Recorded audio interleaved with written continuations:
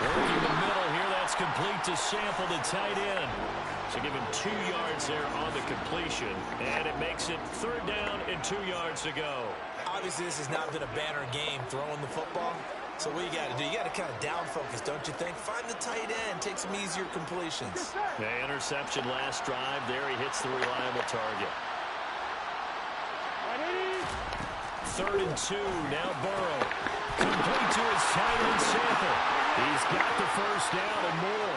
Look at the big man rumble. And he's going to be forced out of bounds inside the 5-yard line. They're able to convert on 3rd down, and that sets up a 1st and goal.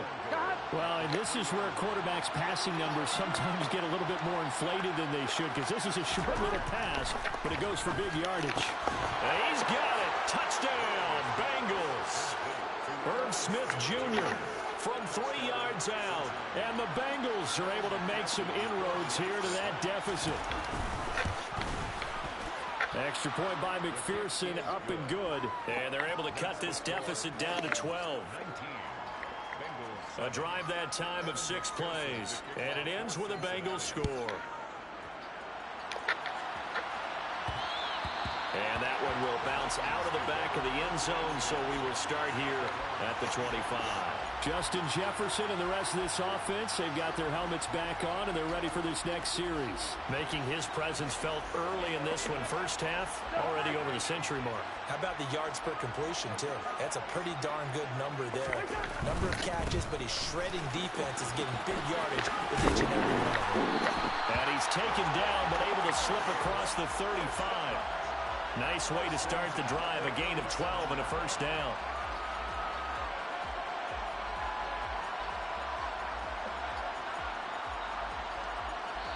Two minutes remaining in this 1st half of football.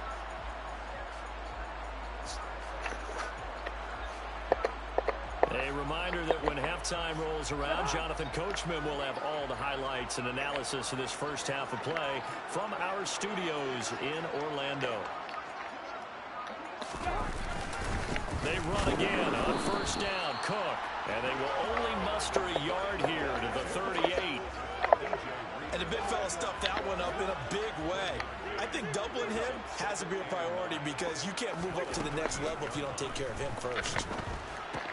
Cousins throw taken in by Hockenson here.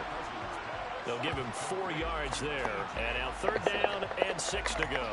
And let's face it, you can put any Halloween costume on him. You're not going to be able to disguise him because for a tight end of his size, difficult to sneak him anywhere, but that's what they tried to do. Lined up on his right, tried to work his way back to his left, but just a minimal gain as the defense was able to react quickly. Looking left side, it's complete. He's got it. And he will have the Vikings 1st down as they're able to get the 3rd down conversion.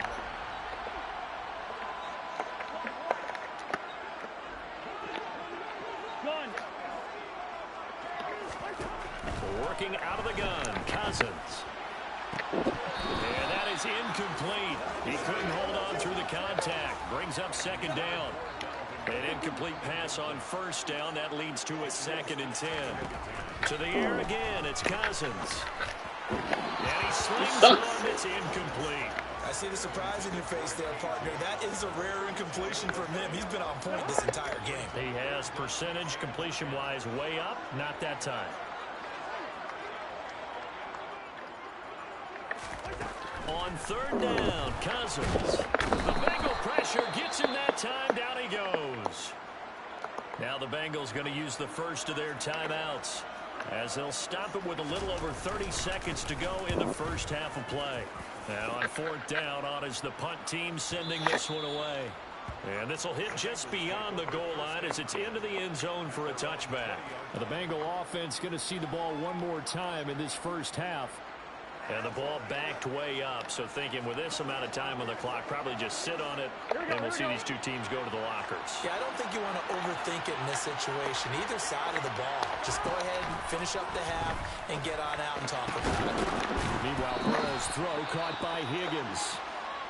Now another timeout called for by the offense as they stop it with 19 seconds to go in half number 1. Now Burrow on 1st down. This goes out wide from Mixon. Now the offense will burn their third and final timeout. And with halftime on the horizon, they'll be out of timeouts from here forward. Throwing again on second down. Burrow able to find Higgins. Here we go. So we come upon halftime in what's a 12-point game at the break. As we'll head down to Orlando, that's where we find our man Jonathan Coachman at our EA Sports Halftime Report. Coach. Okay, Brandon. Due to time constraints, we move you forward in today's broadcast to the beginning of the third quarter. All right, Coach, thank you very much as we welcome you back for quarter number 3. The Bengals with work to do in this third quarter, but they'll get the football first as we are back underway. Pulls it in at the 13. And up to about the 26-yard line, just across the 25. The Bengal offense now with a football first here to begin quarter number 3. 11. This offense, Charles, had a strong first half throwing the football, at least in terms of yardage, but that hasn't translated so far on the scoreboard as they begin the third quarter here, trailing and looking for a little momentum. Yeah, you're right about that because, let's face it, in the first half, most of their focus was in the passing game. And to their credit, resulted in a healthy amount of yardage. So I would think that at halftime, they're going to anticipate that defense loosening up a little bit to try and cover the passing lanes. They've got to get the running game going, and there should be some gaps to run through now.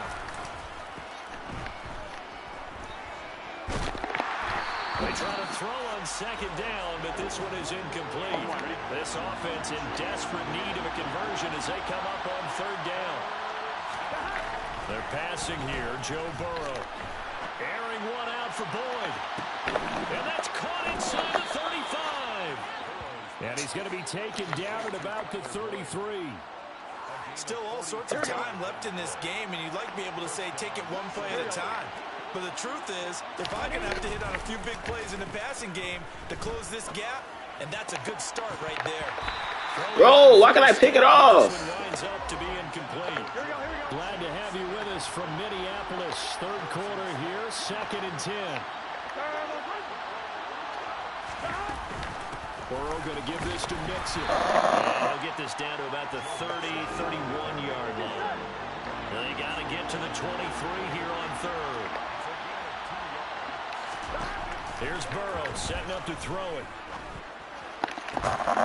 This is caught. It's Boyd. And he is going to have a Bengals Murphy, first down. you're getting cooked. To get the third down conversion.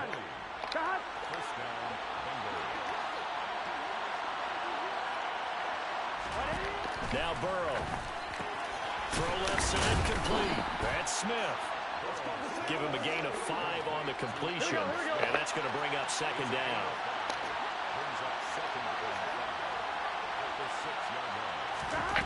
Now it's Burrow. Touchdown Bengals. Irv Smith Jr. A beast in the red zone with his 2nd touchdown of the game. And the Bengals have got it back to within a score. Extra point by McPherson, up and good. And this is back to a 5-point game.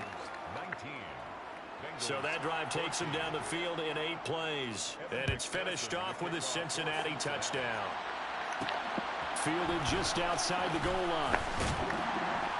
And he won't get this to the 20-yard line as he's down at the 19. There's a glimpse of Justin Jefferson, the wide receiver, as he and the Minnesota Vikings return back here on offense. This defense, they wouldn't mind not seeing him again for a while. 3 trips to the end zone. How about that? I think right now they would happily go to their general manager and say, is there any way you could... Oh, that's into double coverage and intercepted. And the Bengals are going to take possession of the football. So, my goodness. I stopped. I think I clicked it before.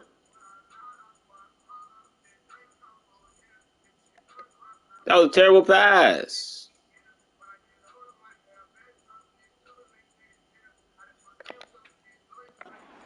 Well, not too long ago, but that turnover there means we have a game again. Yeah, it's been a completely different team here in the second half. I just wonder on the other side of the field, where the starters telling the backups, get ready, you're going to get some playing time. No way, now, bro. Guess what? Hope they didn't cut the tape off of their wrists and ankles. They've got to go back out there and play. The first down run got 5. Here's 2nd and 5. Now it's Burrow. Dumps it off to Mixon. And now they're inside the 10 as he's brought down at the 9. 6 yards on the pickup, and it leaves him with a 1st and goal.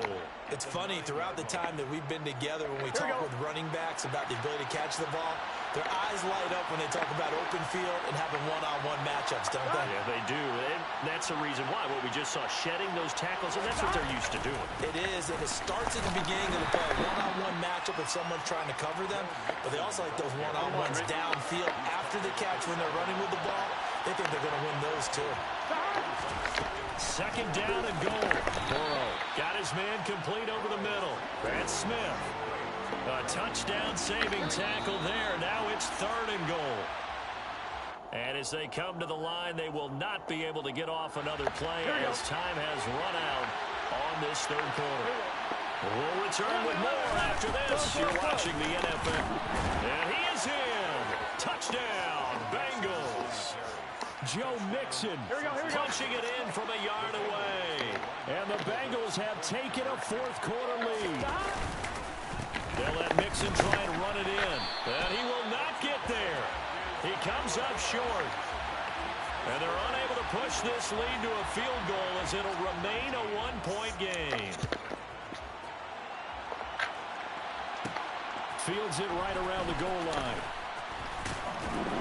And makes it across the 20 as his guys will set up shop at the 23-yard line. And now out comes Minnesota. And now they'll look to answer working from behind. And remember, this offense has sputtered yet to score here in the 2nd half. They'll need to change that here. Now the first play of the drive there is incomplete. That certainly appeared to be a play call. What are you doing, Kirk Cousins? 2nd down, 2nd and Shitter. short. I think they thought the coverage was off a little bit more than it was. Nice job there pressing up on it and forcing the incompletion. Go ahead.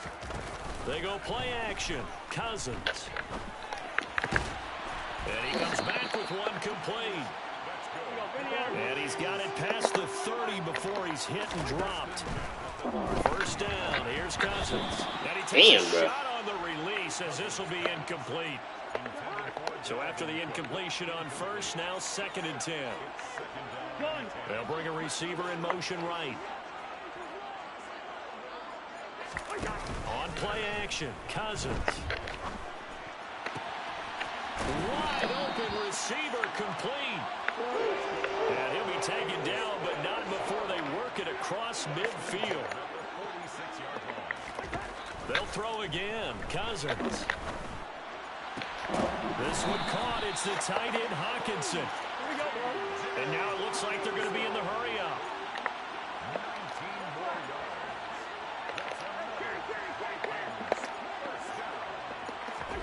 A 1st down throw for Cousins. Quick hitter here. It's complete. Down he goes at the 23, a pickup of 4. Coming up on a 2nd and 6.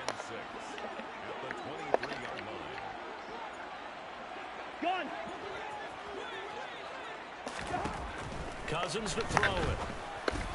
Over the middle, complete. It's Osborne. And he'll be marked down right at the 15-yard line.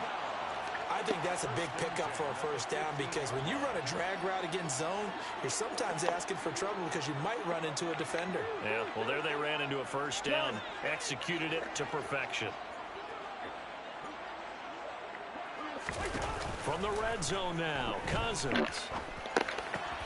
Throwing left side here, and it's complete. They'll wind up getting 7 on the play, and that'll bring up 2nd down. Tell you what, he's been able to put the ball in some tight spots all game long. That throw, no different. Yeah, a lot of people would call it a gutsy type of a throw. I think he looks at it as, I can do it, so it's not that big of a deal to me, and I'm going to keep firing. 2nd down from the 8. They can get a 1st down by reaching the 5. Cousins gives way to Cook and tackled down after a gain of 3. Leaves him with 1 yard to go on 3rd down. They'll run it. Here's Cook. And he will have the 1st down before he's brought down at the 3.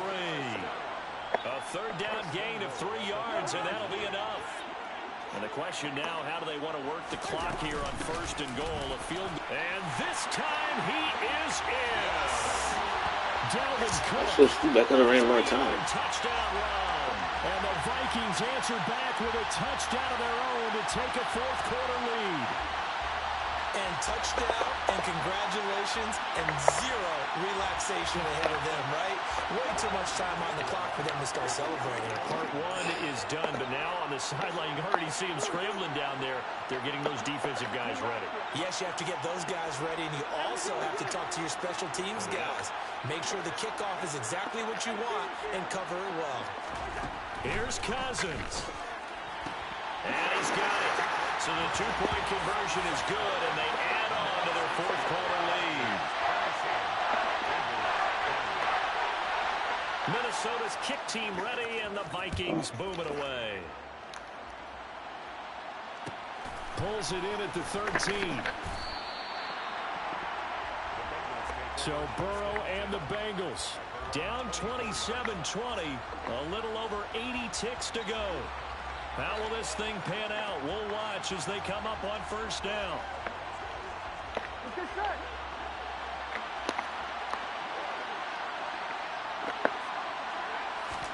Throwing, Burrow. That's complete to Chase. Finding space at the 40. And he'll take this to the other side of midfield before going out of bounds. A big play there on the catch and run. And it'll give him a fresh set of downs. I like the design that we're seeing right there. This is what they need. Down by a touchdown here in the 4th. They just need to keep working their way downfield. And when they see openings, take their shots. To throw, Burrow. He finds his running back, Mixon. And he's able to take it across midfield before going out of bounds.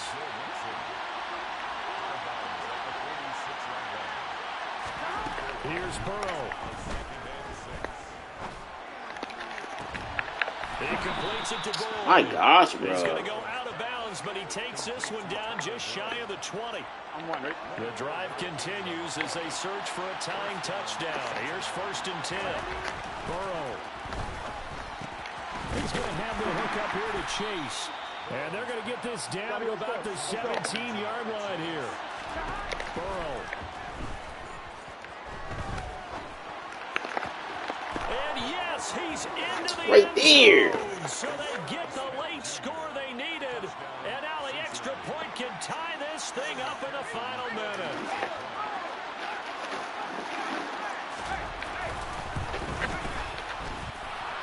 Forget the extra point. It's up and good. And we are tied here in the 4th quarter. Boy, hard to ask for a better game thus far. 27 apiece is our score as the kick's away. Taking it about the 1. And his guys will get the football right at the 20-yard line. Justin Jefferson and the rest of this offense, they've got their helmets back on, and they're ready for this next series. And I know that they've double-teamed him a couple times, but not a ton. Whatever they're doing isn't working. He's up over 100 yards. We'll see how they adjust. And when they do that, they weaken their defense in other places as well. And how many times have we done games where we've seen a guy have a big game like this? But it's usually not by himself, is it? Usually it opens it up for other people to have big games as well. The Vikings going to signal for the first of their timeouts. 3 yards, man. As they'll stop him with a little over 30 ticks to go in the football game.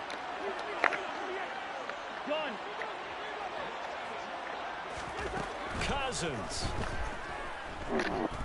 Escaping the pressure right.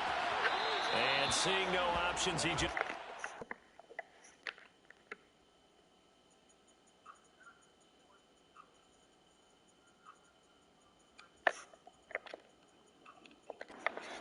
away incomplete. Now that'll bring up 2nd down. Brings up 2nd and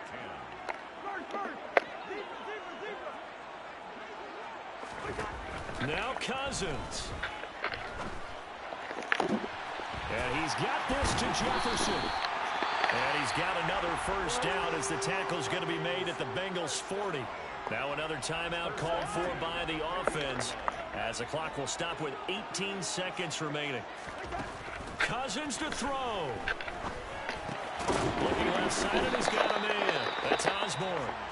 The Vikings going to use their third and final timeout. It'll be their third and final timeout, so as they talk things over, we'll step aside.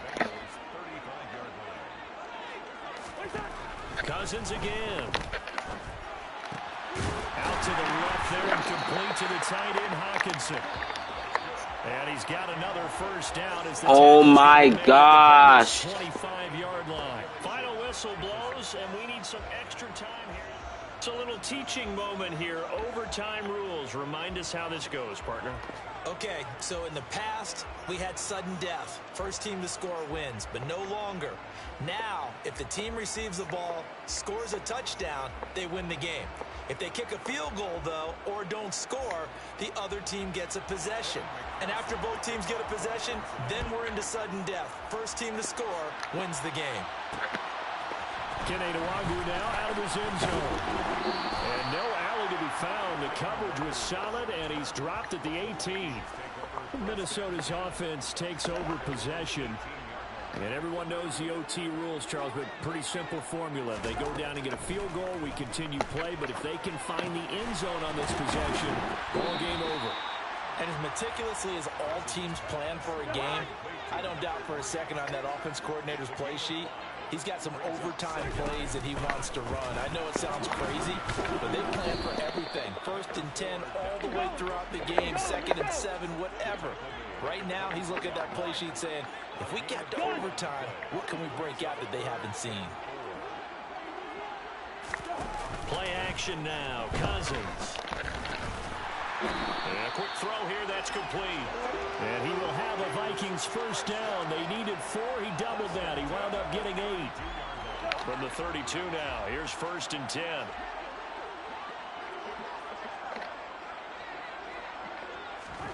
Here's Cousins. And he will find his man on the outside. And he gets this up across the 35 before he's out of bounds. A 6-yard pickup brings up 2nd and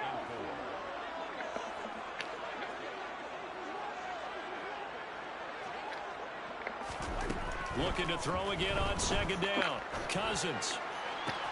That is into the hands of Hockenson downfield. And he's able to get this to the 40-yard line before he's out of bounds. 22 yards there, a first down.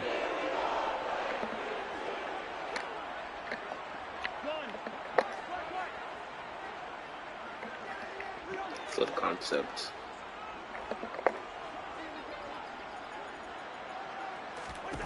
To the air again, it's Cousins. Open man is Osborne, he's got him. And he's going to be taken down at about the 33. Well, if you do read man coverage, Brandon, the drag route's a pretty good one to run against it because you're running away from people on it.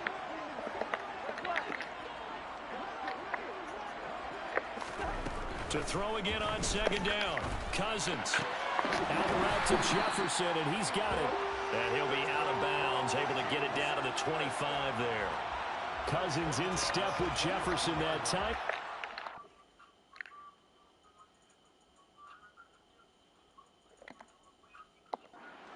Vikings.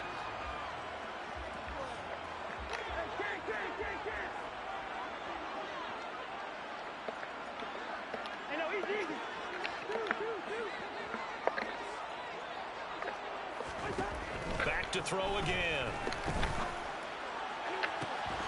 And this will be caught. Touchdown. They needed overtime to get it done, but cut this one in the win column. Joseph now to have the PAT. And they will take a 7-point lead now. So that drive goes 8 plays. And it was T.J. Hockenson who finished the drive with a touchdown reception.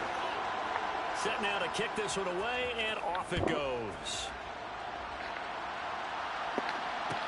Taken from about the 12. And he'll be stopped up at the 25. Now the Cincinnati offense ready to see what they can do here. This drive here beginning probably with a pair of motivated groups. Remember, the offense scored a touchdown their last time out, looking to repeat that in Charles's defense. They were very frustrated after giving up 6 the last time on the field. And frankly, it's just a battle of wills in a lot of ways because you know they're both motivated. They both game plan. It's a foot race. 30. Who's man? And all the way in for a Cincinnati score. Well, I don't think you can get any more efficient or tidy, whatever word you want to use in that. Man, one play, 75 yards in zone. Yeah, efficient, tidy, excellent words. How about explosive? 75 yards, one play. That means everyone handled their assignment, doesn't it? It doesn't just mean that the defense broke down. They really executed the way that was drawn up on the whiteboard.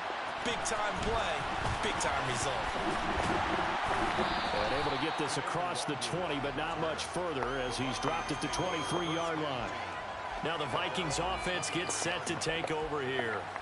For this offense, Charles, remember the last time they were out here, marched it nearly the full length of the football field, and a lot of the attack went through the air, so now they're seeing if they can duplicate that performance. Okay, if I show my age a little bit, partner, because I can hear my high school coach, John Ford. I can hear his voice in my head. Laddie, when you put the ball in the air, 3 things can happen, and 2 of them are bad. But the way the game's being played now, this is just part of what they do, so I don't think they should change anything at all. They've been dominant. Keep throwing it around. So the failure to connect on second down, that leaves them staring up here at a third. Reach up, team. They'll bring a receiver in motion right. Play fake. Cousins. Oh, he's got a man wide open, complete. And he will have a Vikings first down as they're able to get the third down conversion.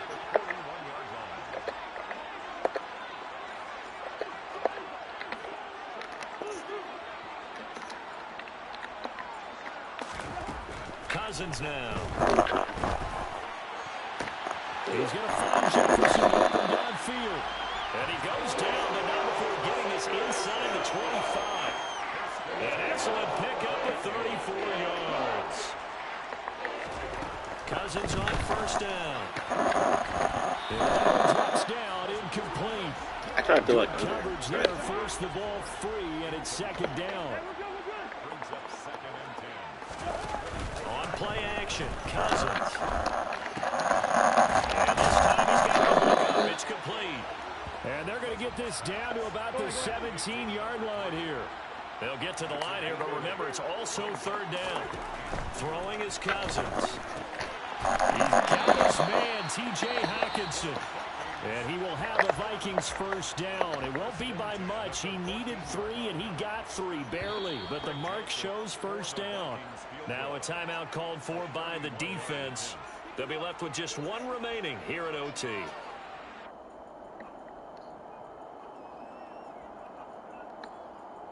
Here's a 1st and 10 at the 14-yard line. A give to Cook out of the gun. And they get to him quickly here as he stopped right around the 13. Cousins trying to get his guys up to the line of scrimmage quickly. Now the timeout comes here in the waning seconds of this overtime as we could be set up at long last for a potential game winner.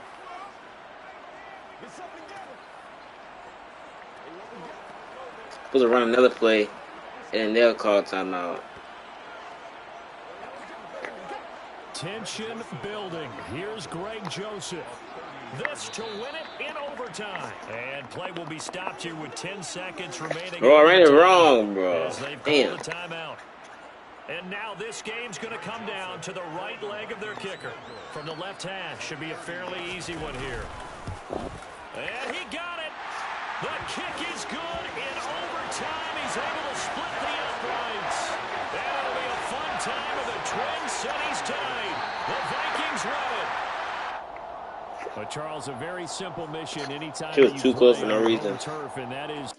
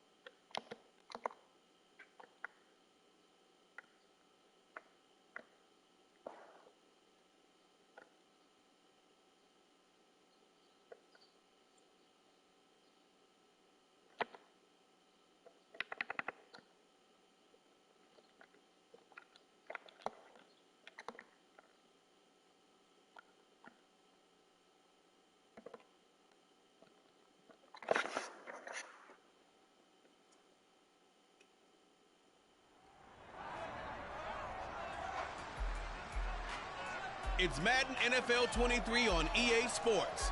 And coming up, we'll see DK Metcalf. He's one of the league's best, currently third in the NFL in receiving yards. It's the Seahawks and the Rams, next on Madden Football. Renamed in late 2020, there's a look at Lumen Field here in Seattle.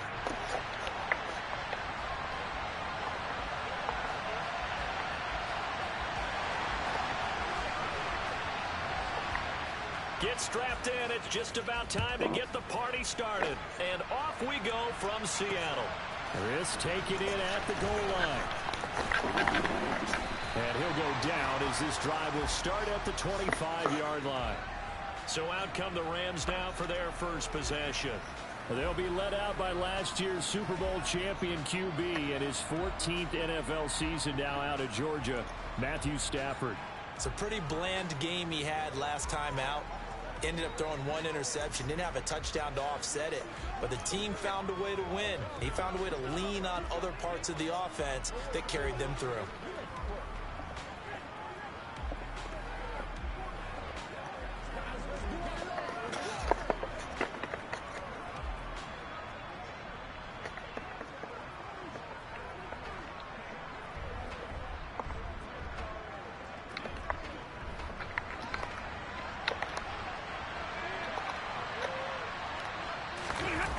The fake to Akers. Here's Stafford. He finds Robinson. Give him 3 there on the first play of the game, and it's second down.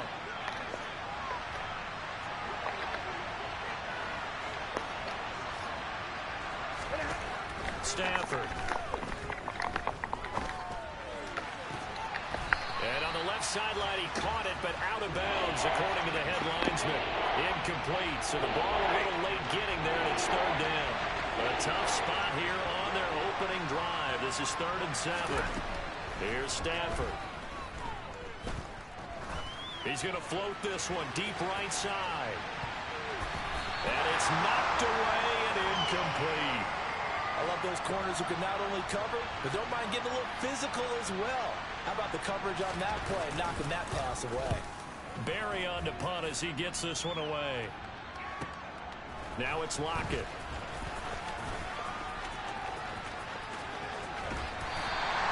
A great return there, bobbing and weaving his way for 31 yards. And it'll be Seahawk football, 1st and 10.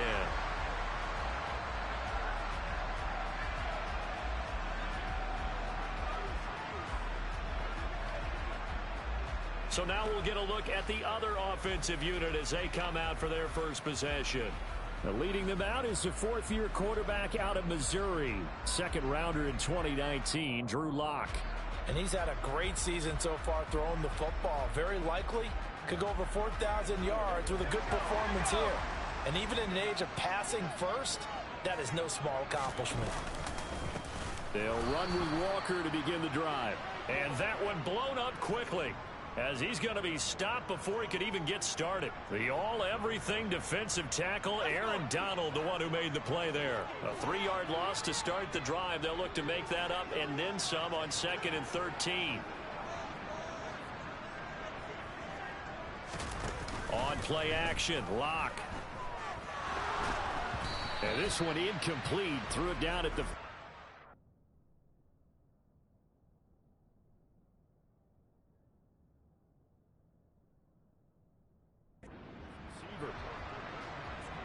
An incomplete pass on that last play, and that means they'll need to come up with something here on 3rd down. They'll send a receiver in motion to the right. Now on 3rd and long, they'll look to throw. And this one is incomplete.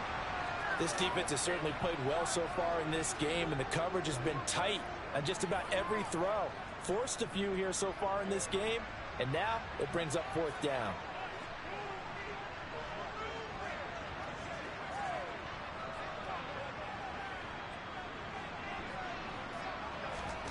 Lock gonna go on 4th down. And they hit him as he throws, as this one's going to go straight down to the turf. Incomplete. A surprising move to go for it. Predictably, at least somewhat predictably, it doesn't pay off. And it'll be a turnover on downs. So just shy of midfield. They tried it. Didn't work out. What did you think? I thought that they should have punted the ball away. Should have gotten rid of it and played defense with better field position. Look, I'm as aggressive as anyone wanting to go for it on offense, but in this situation, First half. I don't know that there's any risk. I mean, what's the reward for your risk here? I would not have done that. My only explanation is this coach, he may want to be up here in the booth with us. We may have a three-man booth starting next week if he keeps up with those decisions.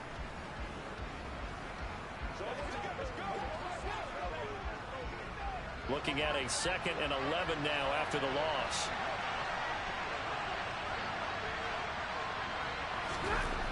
Now Stafford.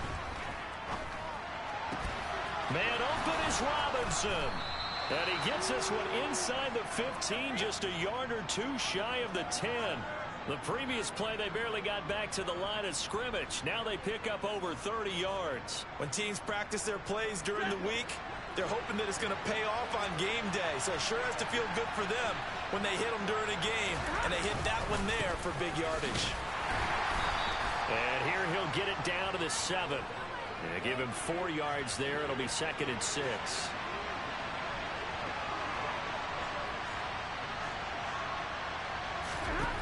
Throwing is Stafford. And he's got it. That's Kupp for a Ram touchdown. A great effort there. With a lucky number 13 touchdowns now on the year. And the Rams get the upper hand as they're on the board first here this afternoon. Extra point by Gay is up and good. And it's now a 7-0 game.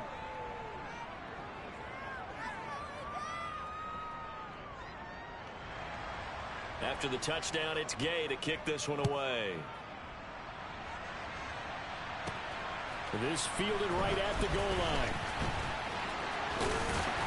And they'll get him down inside the 30 at the 27. Out comes the Seattle offense. We take a peek at the playoff race coming into the weekend in the NFC.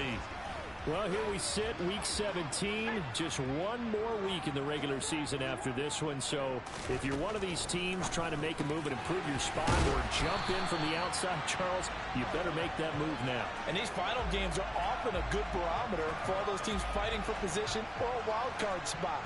They have to be able to get the job done these last 2 weeks before things get even tougher when the playoffs officially begin. They fake the handoff, now Locke. Oh, he tries to get it to Metcalf, but it's intercepted.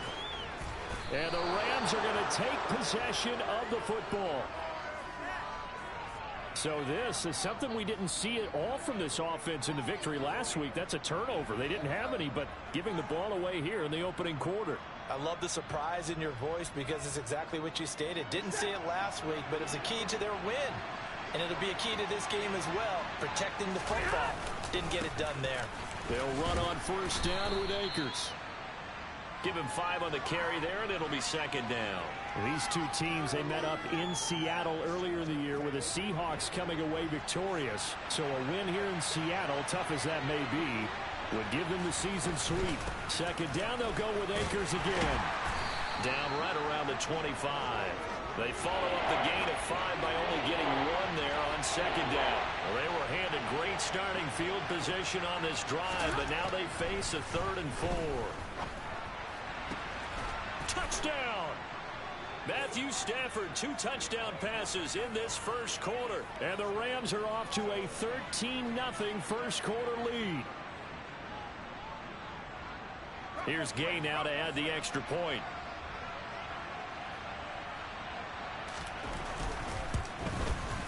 And it's good, and they have jumped out here to a quick 14-0 first quarter lead. The drive there only spanning 3 plays. And it was all capped off by the Van Jefferson touchdown reception. Following the touchdown, here's Gay to kick it away.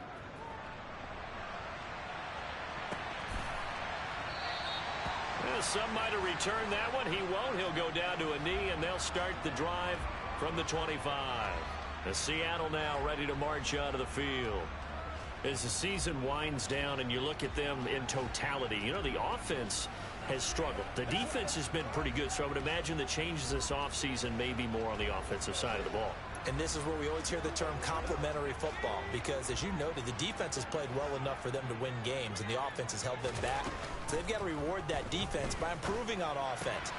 He rifles one that's intercepted. And the Rams are going to take possession of the football. What was that?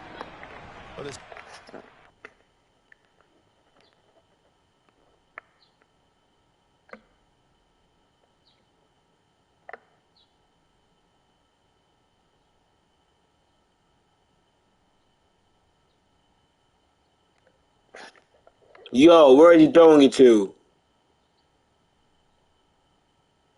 Where are you throwing it to? Jump to their defense, are they? Because for the second time now, that D has had to run back out on the field early after an interception. And remember, no help. The defense has no help at all. After that interception. It's a 6-yard pickup, but it gets him to 2nd and 4. But that kind of run on first down, no help, run, man. That just sets things up for them moving forward as they begin the drive.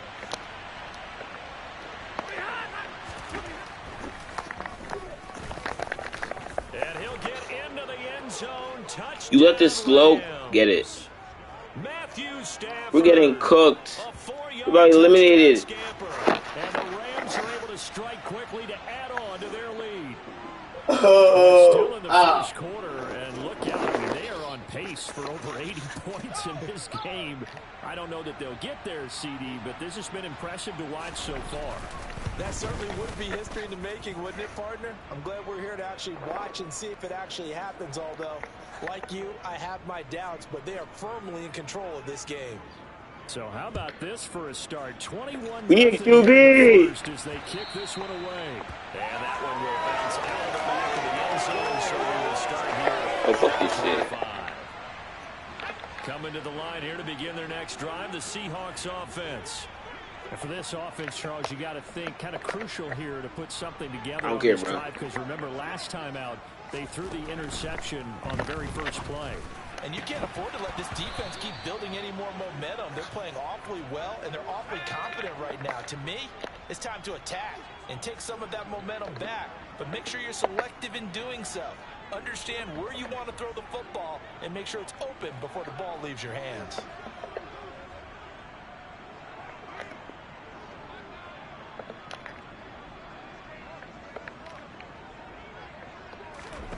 To throw again on 2nd down. Lock. It's caught. Lockett. And he's going to get a good gain of 9 here up to the 34. 21-0 our score after 1. Second quarter now from Seattle, and it is the Seahawks with the football here as they've got it with a 3rd down coming up. So they just need 1 yard here to pick up the first down. They'll send a receiver here in motion right. Now a play fake, and here's Locke. Open man is Eskridge. That's complete.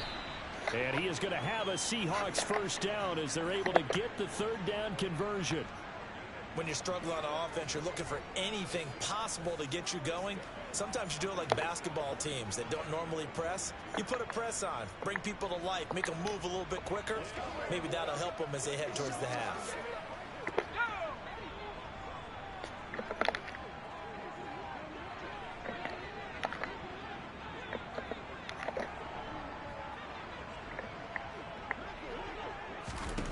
Now Locke again. Oh, he dropped it. And that's pretty indicative of the way this one's gone. After the incomplete pass, here now is 2nd and 10. Now Locke. And the Rams got it. They bring him down. I don't know, man. Leonard Floyd buries him for a loss of 11 from his outside linebacker spot. A lot of ground to cover here for Locke and the Seahawks. 3rd and long after that sack.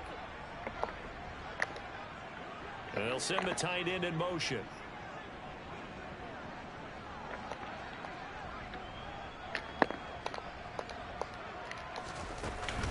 action. Now it's Locke.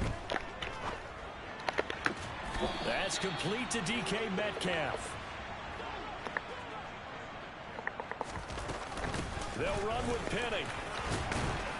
And some solid footwork there as he'll take this down to about the 38. So the fourth down conversion has him inside the 40 now, 1st and 10. From the gun, it's Locke. That's caught by Penny. And all the way inside the 15 before they drop him. They'll bring a receiver in motion right. Into the red zone, it's Locke.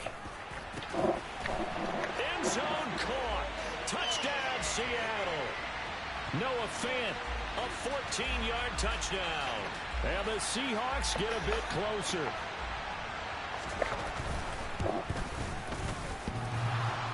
And he clanks it off the right upright. Bro, we hit it. No good.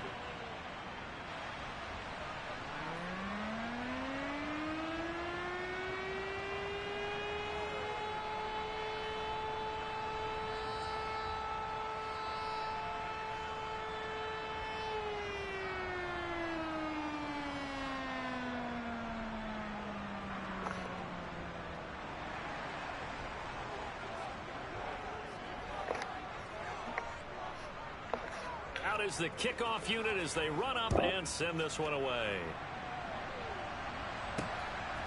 Surely won't return it. And Williams going to sit on this one. It'll be a touchback. So it's all down to this week 18 on the NFL schedule. And that means that once we sort things out, we'll all be set for our second ever Super Wild Card weekend, which I think everyone agrees was a runaway success last year.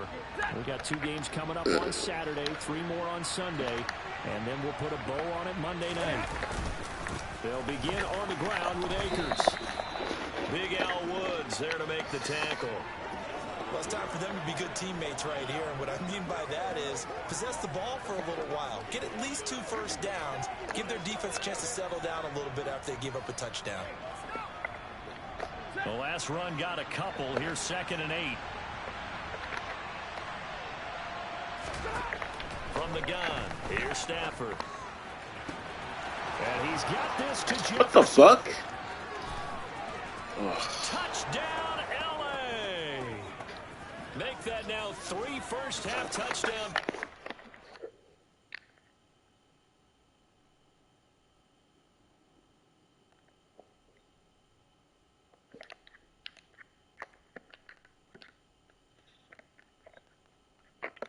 Who's this? And what is he doing? Jones, what are you doing?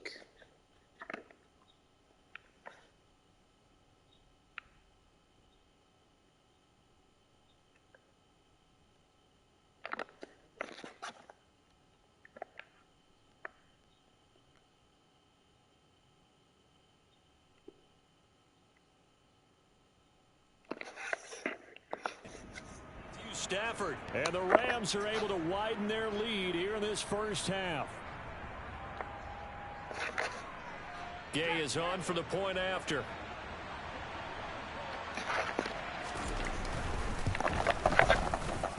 He's got it, and the lead swells. It's 28-6. That drive started on their own 25. 2 plays, 75 yards later, into the end zone.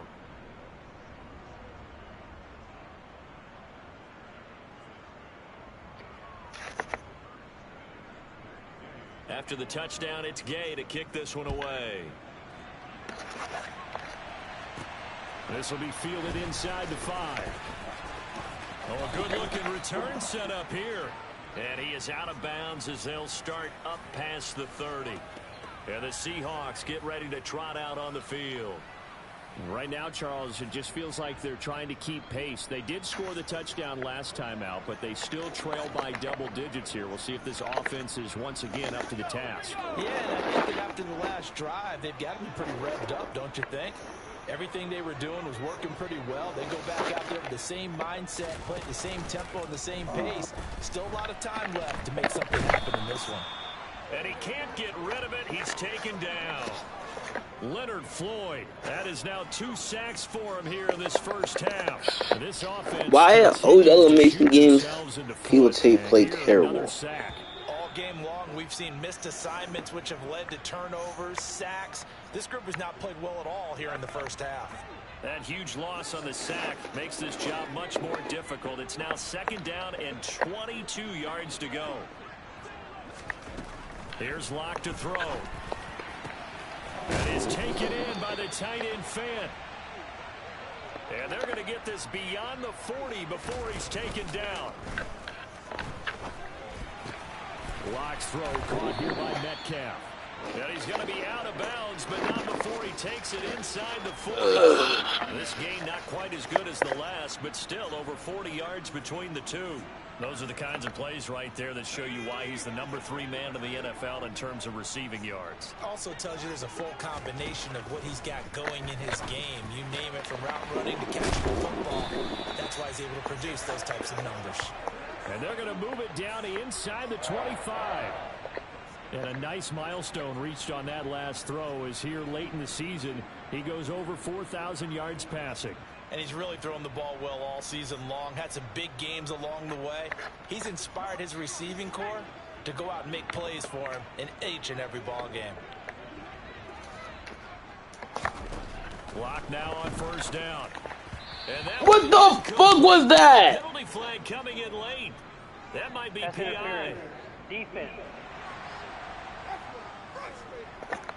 So pass interference, the call. Damn, bro, what was that? I'd imagine to time that up perfectly. It certainly is difficult to get it exactly right because sometimes you're looking at getting there fractions of seconds too early. That one looked a little more obvious. Always a tough penalty to officiate. Just ask the basketball refs when they have to officiate block and charge. From the red zone now, they'll look to throw. Got his man complete over the middle. It's Hart. And the Seahawks are going to be set up with a 1st and goal coming up as they get him down at the 6-yard line. Boy, how about the speed with which this offense can get down the field? It's taken them no time at all to get down here, and now they're set up with a 1st and goal. This is 1st and goal and a golden chance to get a score back here before halftime.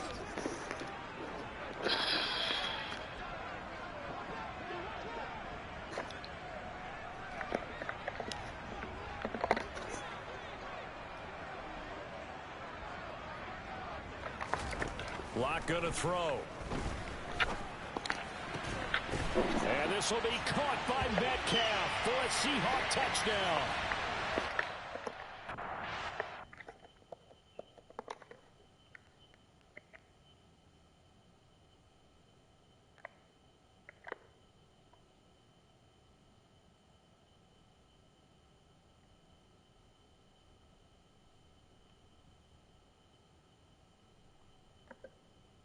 That was me. If I was DB, boom, swallow it out.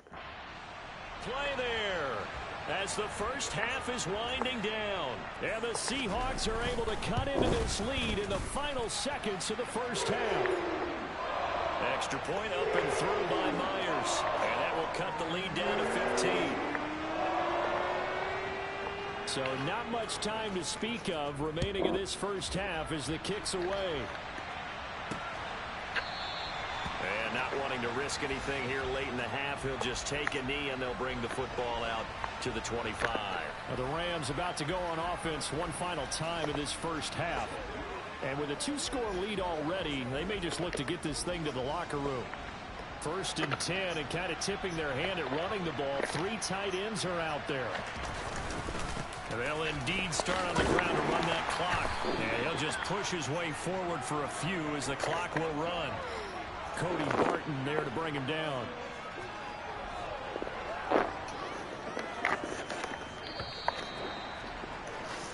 So we've come to halftime. It's the visiting Rams taking the lead to the break. As we'll send you back over to Orlando with our EA Sports Halftime Report, here's Jonathan Coachman. All right, Brandon, thanks very much. It's all down to this. Week 18 of the NFL regular season. Lots to be decided, so let's get right to it. We'll begin out west at Levi Stadium in Santa Clara. And it's the Niners who have the... Hey, we get it. No time to waste. Playoffs starting next week. We skip right over halftime and get back to the action.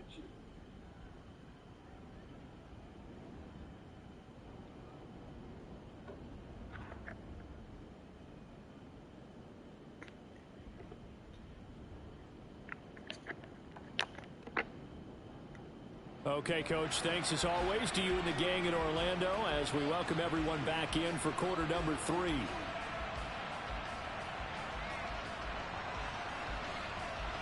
The Seahawks trailing, but they will have possession first here as we resume action in the third quarter.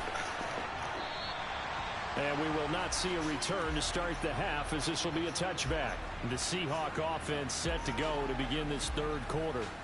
By no means certainly are they out of this contest. 2-score game start of the third quarter, but you feel like if they don't get points and then they give up points, then it can become a slippery slope. This feels like an important possession. Yeah, and that slope becomes even more slick if you come away empty-handed on this drive, because then you give them a chance to extend their lead. You need some kind of points here, even if it's just a field goal. It's what I call one of those calming drives. Try and slow things down a little bit. Seahawks with a 1st and 10. Locke gets ready to go at their own 25-yard line. They look to throw. It's Locke. Left side here, that's the tight end Fant. And this will leave him a yard short. Nice pickup of 9 yards on 1st down. Brandon, perfect defense in this situation would have meant that there was an incompletion. They would have picked it off. Okay, so they gave up the completion. But I really enjoyed watching how the defense stayed in sync, stayed in great communication, and as he dragged across each zone, you see him pointing, communicating. There he is, and he passed him off to each defender. Ended up making a nice play, even though it was complete. And when you've thrown as many interceptions as he has in this one, you definitely start getting a little hesitant to throw the ball out wide because that's prime pick-6 territory. That time, he made sure the only guy who was going to catch it was sitting in the third row. And this will be a Seahawks 1st down as he's able to get this up past the 40. Brandon, what were they thinking on defense there? They looked like they were playing for the pass. That was 3rd and short. Yeah, it was an easy pickup because they handed it to him. That was way too easy. Just looked like absolute confusion defensively. Not sure why they were in that set. Yeah, I'd say you ought to have a few men in the box there. Locke now on 1st down. He'll get this out wide to Penny. And he's out of bounds just before the midfield stripe at the 49. Looked like a pretty good, safe play right there. No, he's had trouble with the interceptions in this game there. Hits his guy out in the flat. Yeah, so many times we hear quarterbacks and offensive coordinators talk about in your progressions, you're either throwing the touchdown or you're throwing the check down. But earlier in the game, it was touchdown or interception. Now he got to the check down, a nice safe throw, and a good one. So from Rams territory now, it's 1st and 10, down at the 33. Throwing now is Locke. That's caught over the middle by Fant. And he'll be brought down at about the 23-yard line. Well, that tight end position, it just seems to continue to evolve every year in the NFL. Yeah, you're getting really terrific athletes. A lot of them maybe were wide receivers at one point. They continue to give you speed, great hands, and big bodies, which make them excellent targets for quarterbacks.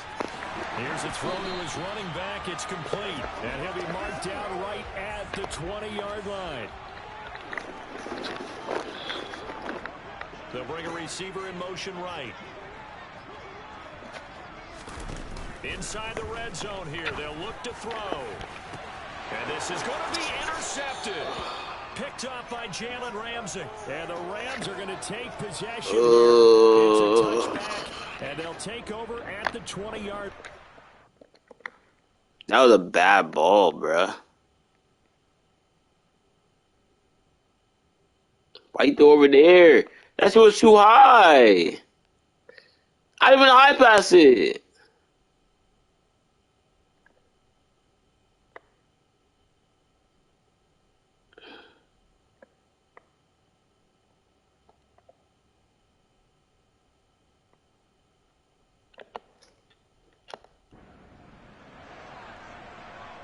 Set to begin their next drive, the Rams offense at the line. And their defense just helped them out by getting the football back on the opening drive here in the second half. And now can the offense follow through with points on their first possession? That's a big one for them because after the work the defense has done, they've got a chance here to open up this lead. 12 yards that time for number 12 as they move the chains. And now we get into the psychology of the whole thing because a lot of teams with a 2-score lead in the third quarter, they almost become defensive with their offense, just playing not to lose. I think with this team, you got to figure at this point, this is a great spot for them to go into attack mode, really try and put the hammer down and finish this one off. Off the fake to Akers, here's Stafford. Gonna let one fly for Robinson. And that's caught inside the 30. And he's brought down here just outside of the 20. You see why I don't run cover two. For more than a decade now, showing that he's still got that arm strength from back when he was the #1 overall pick. Stafford on first down. Over the middle and complete to the tight end, Higbee. And they're going to get this down inside the 15.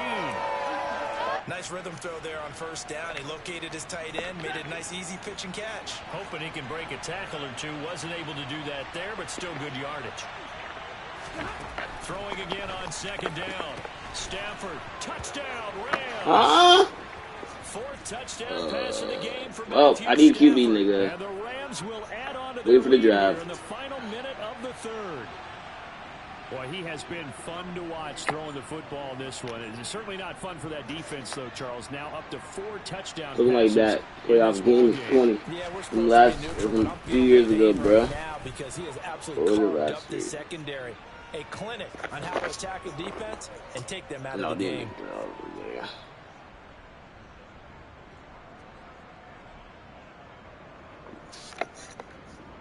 Bill good for 2022. Following the touchdown, here's Gay to kick it away. And that one will bounce out of the back of the end zone, so we will start here at the 25. And Seattle now ready to march out of the field. As this offense takes the field against CD, remember last drive they were moving the football, but then they threw that costly interception, so we'll see if they can right the ship here on this drive. And doesn't that just sum up football? We see it all the time, don't we? The defense goes from losing the battle to making a huge play and stealing the momentum. So you know they're riding high right now, and they're ready to challenge this offense and that quarterback one more time. And we'll see if the offense is up for that challenge here as things start to get more interesting here in this second half.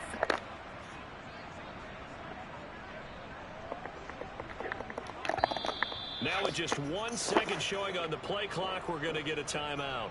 It's just their first, so 2 remaining as they move on here in this third quarter.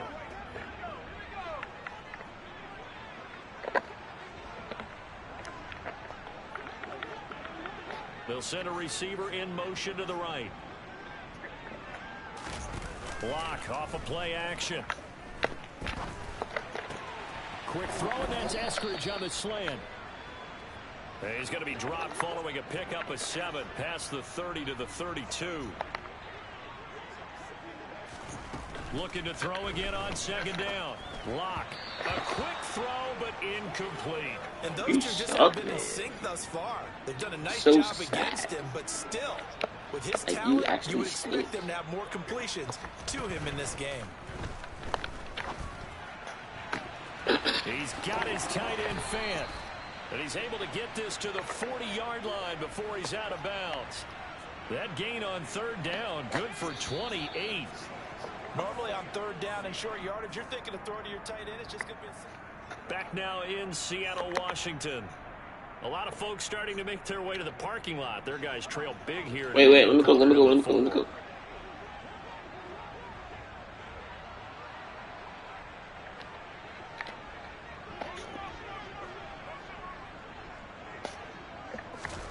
Lock looks to throw it again. Fuck it. You get out there somewhere. Catch is made by Metcalf. And he gets this one inside the 15, just a yard or 2 shy of the 10. On 1st and 10, here's Lock. Leaves it for Penny. The completion, but they go in the wrong direction. A loss of yards, and now they're dealing with a 2nd and long. What about the angles that the tacklers came from on that play? They secured inside, took away the cutback. The sideline's there, so he can only go so far outside, and they were able to close in and tackle him for a loss. Yeah, they use your boy over there, the 12th man, Sammy Sideline, right? Sammy Sideline, you know something? And he will score. Touchdown, Seattle. DK Metcalf, his second touchdown of the afternoon. And the Seahawks have got it back to a 2-score game here in the fourth. So a little bit of a letdown there defensively. I mean, look, you're still 2 scores to the good, CD, but things may be a little more uncomfortable than they had hoped. Yeah, if you kept them out of the end zone there, this game's over. You've locked the door on them. Instead, it's still open a little bit, and they've got to punch it.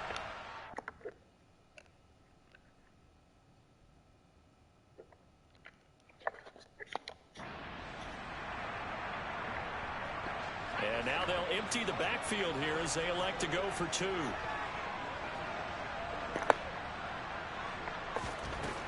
Locke going to try and throw for it. To the goal line, but it's incomplete. Bro, he really just dropped it. Tough there. Good pass. Hit the hands. He just couldn't bring it in. And every receiver's coach everywhere. Seeing that play, focus, focus, focus. Watch it all the way in and tuck it away. Take it in at the 3. And he'll get it up just past the 20 as his guys will go to work at the 21-yard line. The Rams ready to go on offense.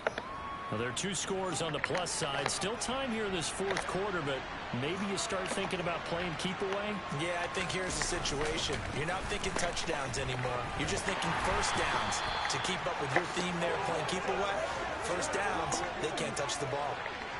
Here's 2nd and 9, just a yard on that last run. They'll go again here with Akers. And able to break 1 tackle, but then quickly brought down. But a nice little gain. It'll be a nickel look here for the Seahawks on 3rd down. Here's Stafford. That's into the hands of Akers, complete. And he is going to have a Rams first down, and he was able to get it by plenty. A gain of 8 on 3rd and 3.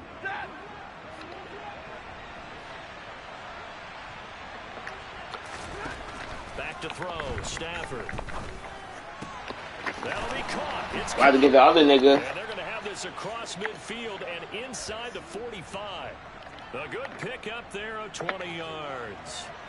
So from Seahawk territory now, it's 1st and 10 at the 44-yard line. Stafford going to give this to Akers. And to the 36-yard line, taken down there after getting 8 yards.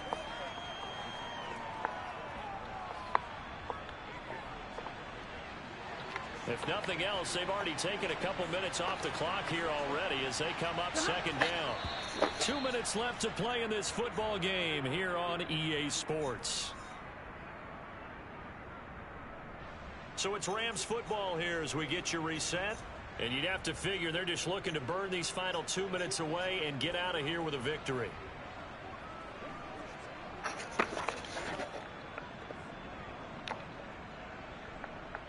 Second and 2.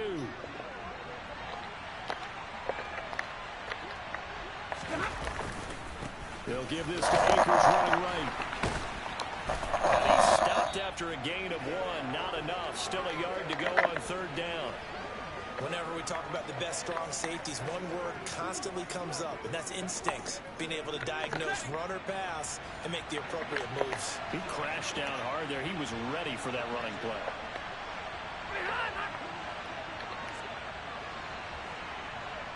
And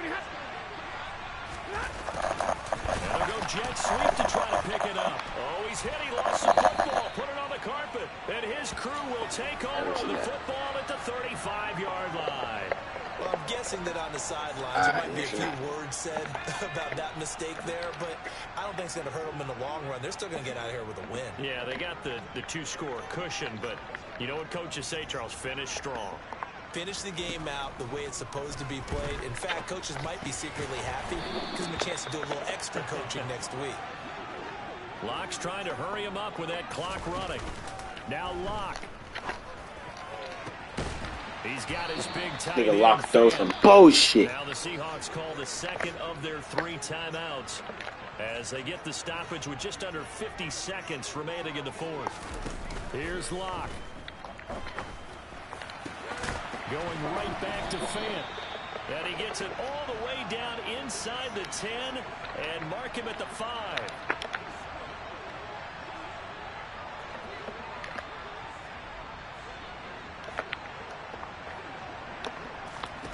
Locke. Being chased out left. And he just throws this one away. Smart decision here this close to the end zone, and it brings up second down. Oh, y'all on. Line of scrimmage once again the 5 as they get ready for second and goal.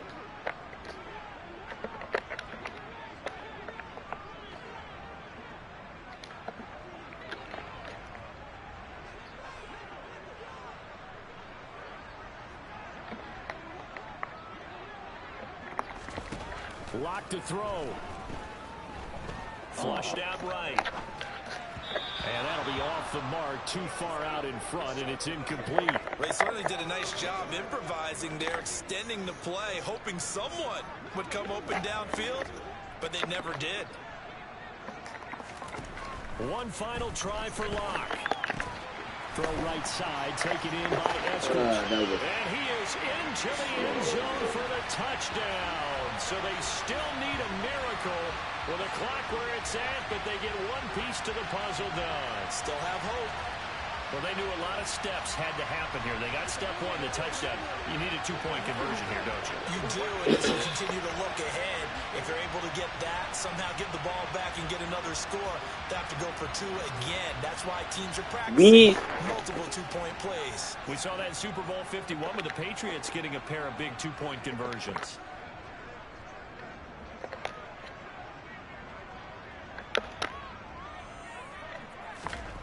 One final shot. They'll look to throw. And that one is called. We need a fumble. We need a fumble or... Back to a one-score game.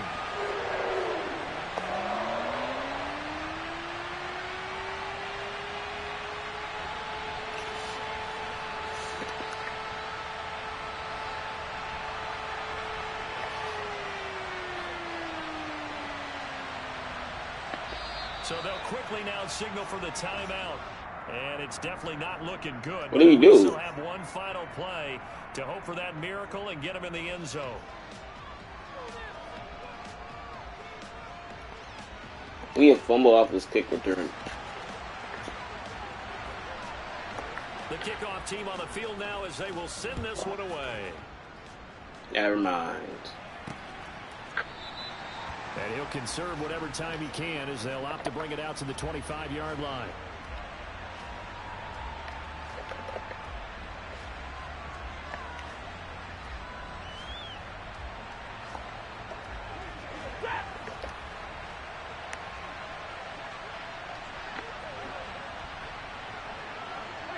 So he'll take a knee here to wrap this up, but he's going to want to keep that game ball. He was sensational. A couple more minutes, and maybe the outcome of this one, Charles, would have been different, but ultimately time runs out on the comeback, so it falls short, and they hold on to win this by just one possession. Not the fourth quarter they wanted, but they did earn the win, and they'll be happy about that, and they should be. Now they're going to go back to practice, see what they can do to prevent a future lead from slipping away. We get to run off that kick or so for Los Angeles, they get the victory in the season finale, but it will still mean a sub-500 season as they finish at 8-9. And by just about all accounts, not the type of year they were hoping to have. Meanwhile, for the Seahawks, they wanted desperately to finish above 500, but that will not happen as it is an 8-9 season in the fucking mid, they bro. can take solace in the fact that this team never quit all the way to the end. Yeah, I don't think we made it. You just cooked it in the first, and then I just scored.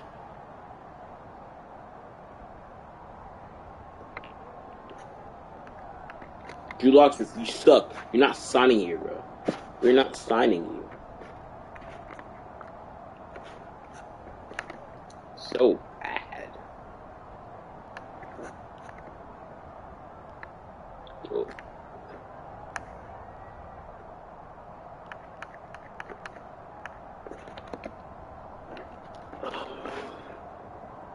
He cost us the game. He had like 2 picks. Oh, it was 3 picks. He cost us the game. He has no arm.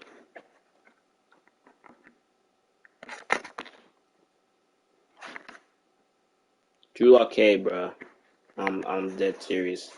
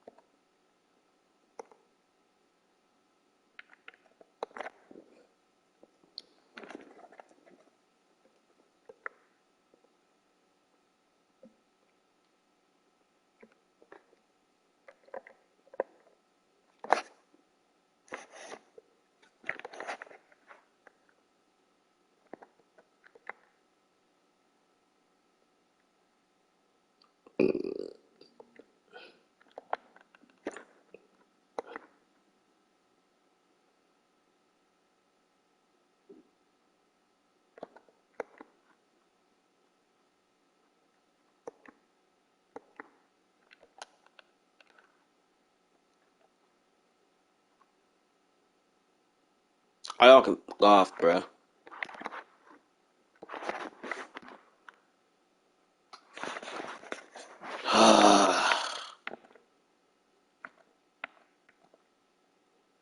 I didn't have the thing over us.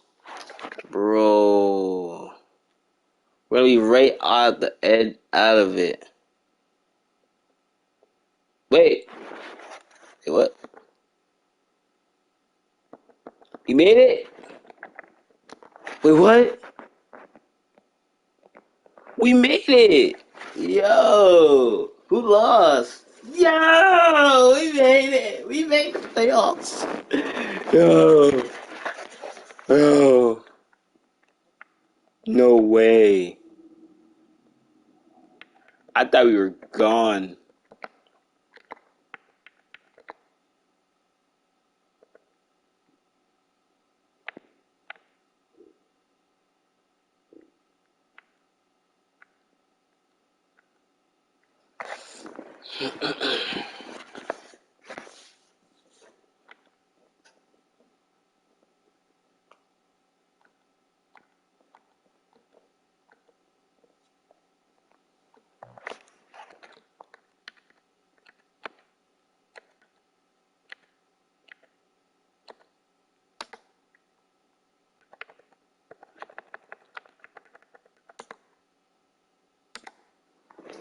Artie Burns, you're not that guy, bro.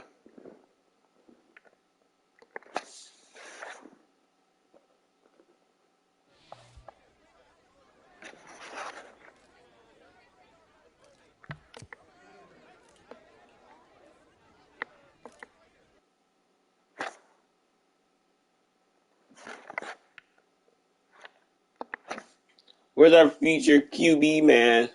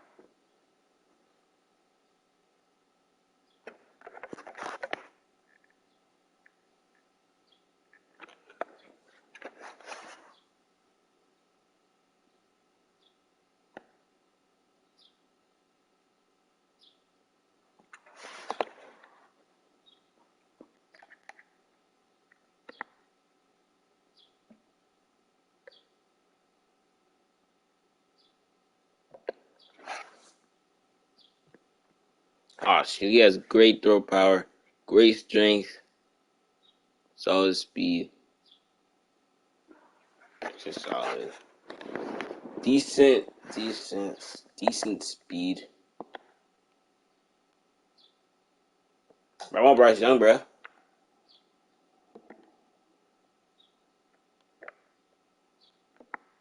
What does Lamar Jackson want to be?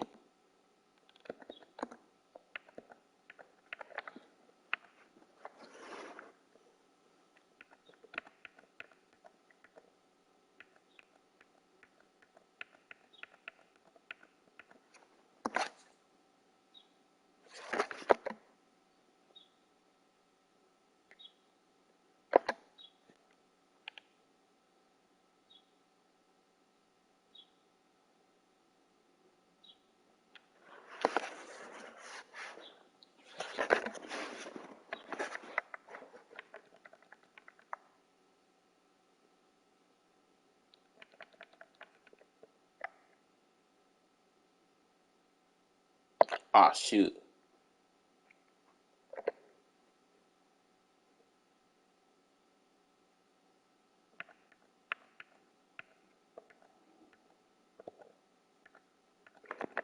He a QB, bro. Look at this. No.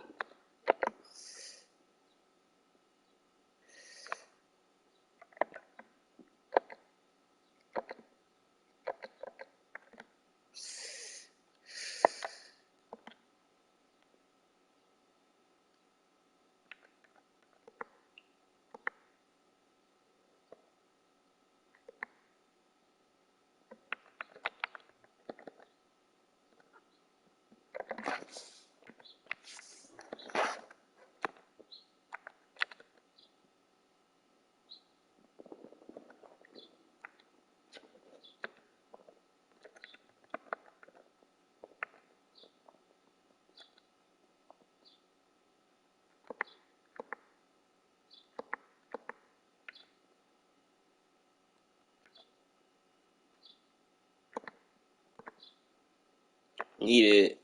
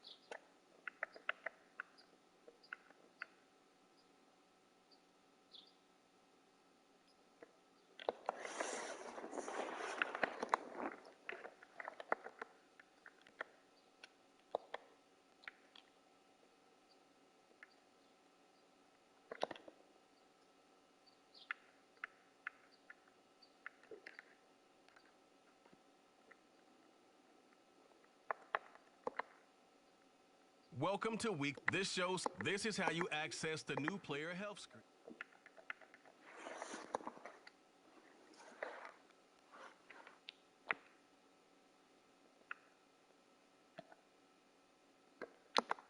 The new player health set up practice reps for each position.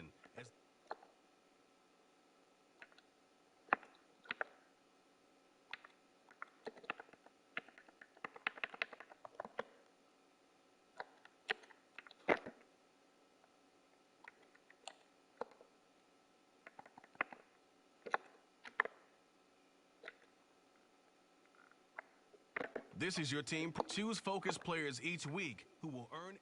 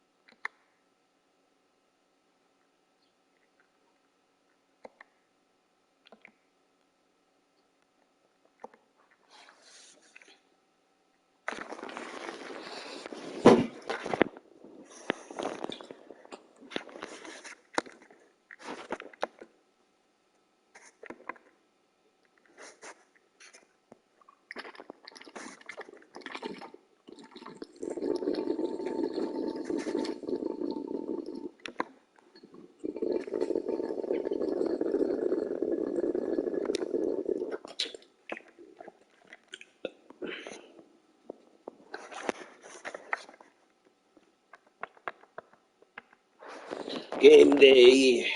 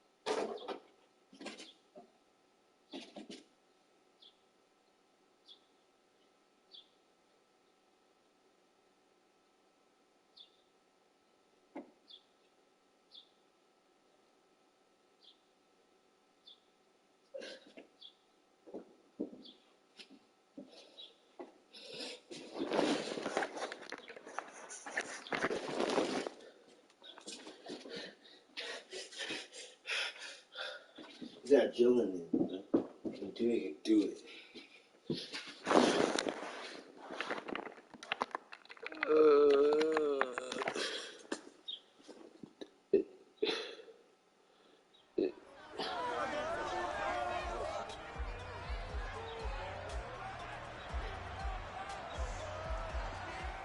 The NFL playoffs are here, and this matchup on Wild Card Weekend is brought to you by EA Sports. It's the Seahawks and the Buccaneers coming up next.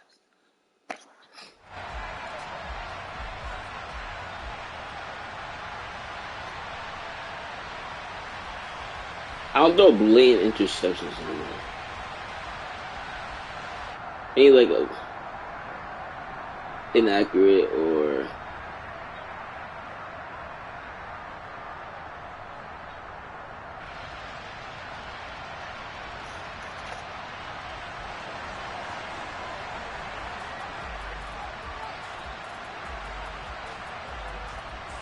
underread it. Winner go home is the mantra, and off we go. We're underway in this NFC wildcard game. This one taken just inside the 10. And he won't quite make it to the 25. First try on offense for the Bucs and their veteran quarterback, Tom Brady. And he comes off of a really good regular season with over 4,000 yards passing. And now in the playoffs, people always ask the question, do you continue to play the way you played in the regular season? Do you turn it loose? Or do you tone it down a little bit? I think you've got to be smart. but make sure you show the defense something they haven't seen before.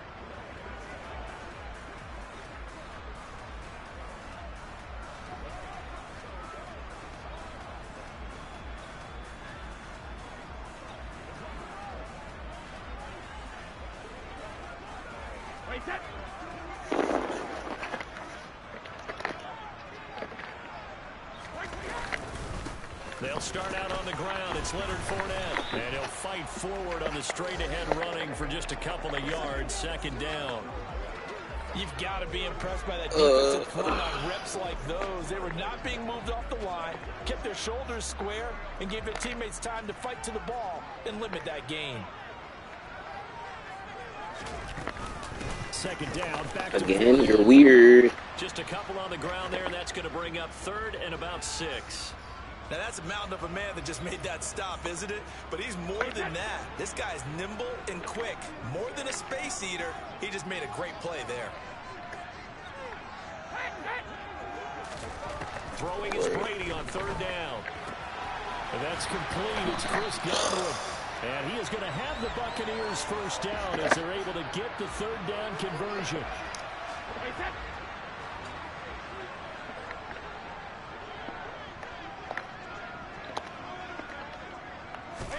On 1st and 10, here's Brady. They'll swing this out to Fournette. And he's able to get this one out closer to midfield across the 45. It'll be a gain of 5, and it'll be 2nd down. I like it, I like it, I like it. Get everyone involved in the passing game, and you know you can create those great mismatches throwing it to your guys out of the backfield. And on the first drive, that can also help establish some rhythm, right? I think so. It gets everyone involved. They feel like they're part of it. It really gets them amped up as they go forward. And in for the Buccaneers, touchdown. Russell Gage, 52 yards. Oh my gosh. And the Bucs will strike first here, this wild card matchup.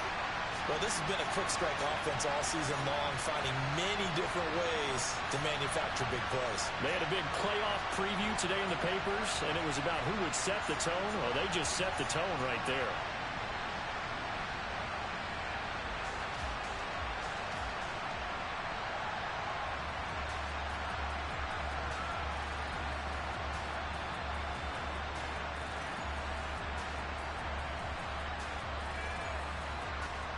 Ryan Suckup on for the point after.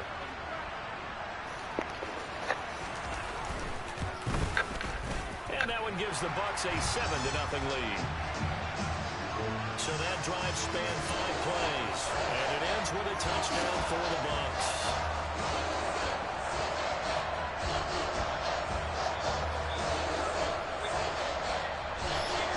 Now it's Ryan Suckup on after the touchdown to kick it away. This will be fielded inside the 5. And the tackle going to be made right there at the 25-yard line. So out come the Seahawks now for their first possession. Leading them out is the 4th-year quarterback out of Missouri. 2nd rounder in 2019, Drew Lock. And he comes into this wild card round off of a really good regular season, better than 30 touchdown passes. And he said he feels like he can take some shots against the secondary. In fact, in our meeting, he said not only can he take shots, he expects to do it early.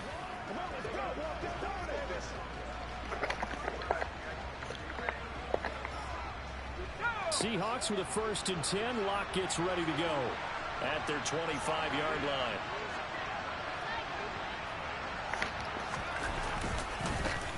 Here's Walker to start the drive. And he is met in his tracks behind the line of scrimmage.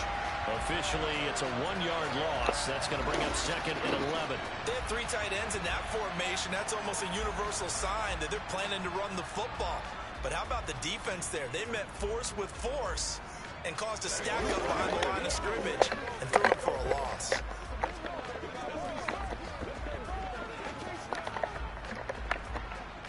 I'm be running bunch anymore. After the loss to start out, here's 2nd and 11. Now a play fake, and here's Lock. That's complete to DK Metcalf. And they're able to get this one across the 35. First catch of this wild card game for a 1,000-yard receiver in the regular season. He's got a first down, too.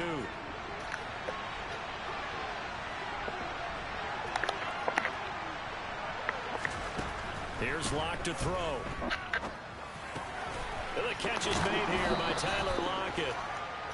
And that's good for a pickup of 10 yards. Oh, my Lord. Oh, my Lord.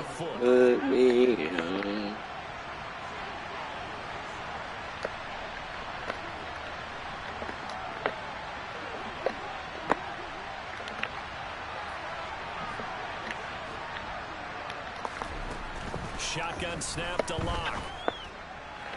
And he takes this one down almost all the way to the 30. 23 yards the pickup there. I don't care who you put on him. He's going to be a handful in one-on-one throws. Yeah, right now you're right. They're in man-to-man. Maybe needs some safety help. I would say that'd be a good idea. Double team him somehow. I'm going to have to make someone else beat me rather than let him shred my defense. He'll be dropped at the 25 after a gain of 6. 4 yards remain for second down. On second down, it's Walker. And he's going to take this one down to about the 23-yard line. Well, they certainly had success throwing the ball on this drive, and not as much running it as we just saw once again on that last play. Stopped after a very short gain. But I wouldn't abandon the run totally, because otherwise... And this will be caught by Metcalf. The Kevin Metcalf. 23 yards for the touchdown. And the Seahawks respond to that opening drive touchdown with one of their own. Myers connects on the PAT, and we are tied at 7.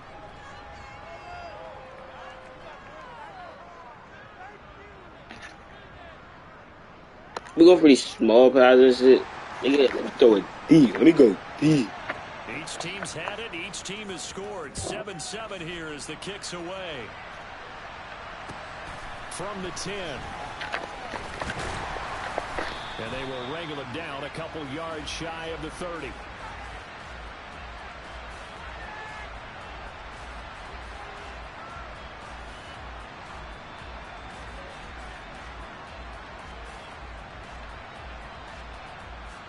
The Tampa offense ready to get their drive started. A long drive last time out for this offense, Charles. If you remember, they started basically in the shadows of their own end zone, marched it down the field, and a lot of that was through the passing game. And partner, as a former defensive back, I'm having almost a physical reaction watching what's happening right now. But let's give credit where it's due, because they've done an excellent job moving the ball through the air. Secondary getting picked apart.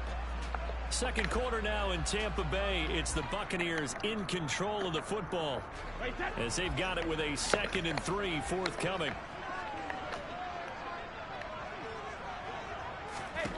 From the gun, it's Brady. Evans has it left side. And he'll go out of bounds, it looks like, right at the 40.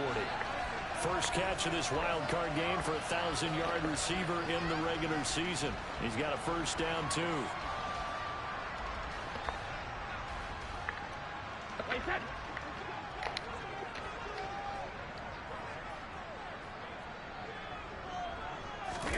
Play action. Now it's Brady. Blitz coming, and down he goes. The corner blitz gets there as he goes down for a loss of 7. Now, the number one mission of any offensive line, you got to protect that quarterback, keep him safe back there. This time, the rush got to him in a hurry. Yeah, that's one where you turn to your lineman and say, guys, can I get a little help here? And you have to ask politely, because remember, they're blocking for you the entire game. But as a quarterback, you've also got to have the clock running in your head when you need to get rid of the football. But this time, he had no chance. They were on him instantly. And he's corralled at the 40, but not before picking up 8. As we check the next-gen stats, you'll see he had precious little time to do anything with the football there. To throw, it's Brady. He completes it to Julio Jones. Yo, they got close. Room to run. And he's going to get this one down to the edge of the red zone. On 3rd and 10, they go flying past the marker and get nearly 40 yards. Into the red zone, it's Brady. He finds his target, it's Evans. And he'll be marked down right at the 15-yard line. second down and 4.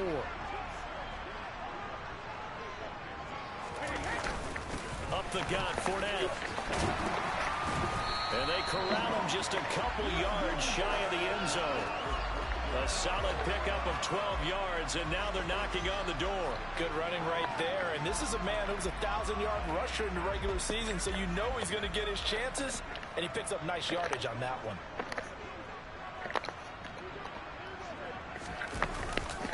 Fournette trying to get to the goal line, but he's going to be stopped just short at the 1. Second and goal from the 1. Fournette running wide side. And he is met quickly in the backfield.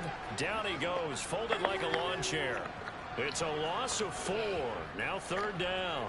An interesting and intriguing decision there defensively because they kept extra DBs on the field despite seeing the multiple tight end look that came out for the offense. I thought they were going to switch out of it. I didn't know if they felt they didn't have time or what the case was. Well, in any event, the extra speed allowed for great penetration as they stuffed that one behind the line of scrimmage. And this is a big play in this wild card matchup facing third and goal. Now Brady. To the back of the end zone, but Oh, you're the wrong person, bro. And incomplete. Good so stop. Parts, and on it's Ryan Succop for the Buccaneer field goal. From the left hash, a chip shot here. Succop's kick is good. And they take the lead here now at 10-7. So a long drive gets them down inside the 5, but ultimately they settle for just the field goal. And I have to think that if maybe they were a yard closer, that would have made their decision tougher, and I think they likely would have gone for it. But in this situation, they just decided to take the 3, and I think it was a smart move.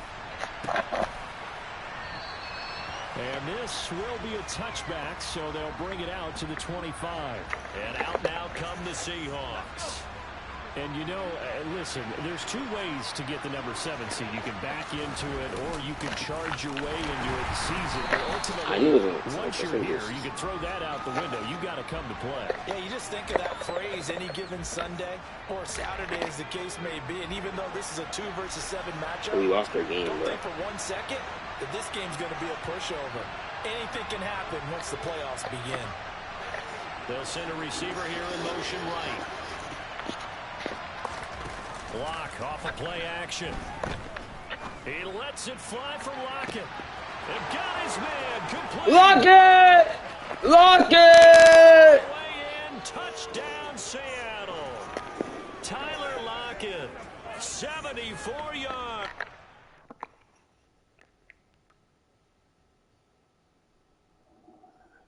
I was there with escalators and dumb shit.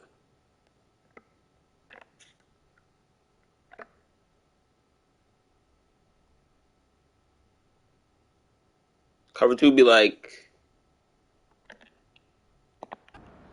The Seahawks are able to strike quickly here as they are in for 6. The extra point now coming from Myers. And that makes it 14-10. That drive started on their own 25. 2 plays, 75 yards later, into the end zone.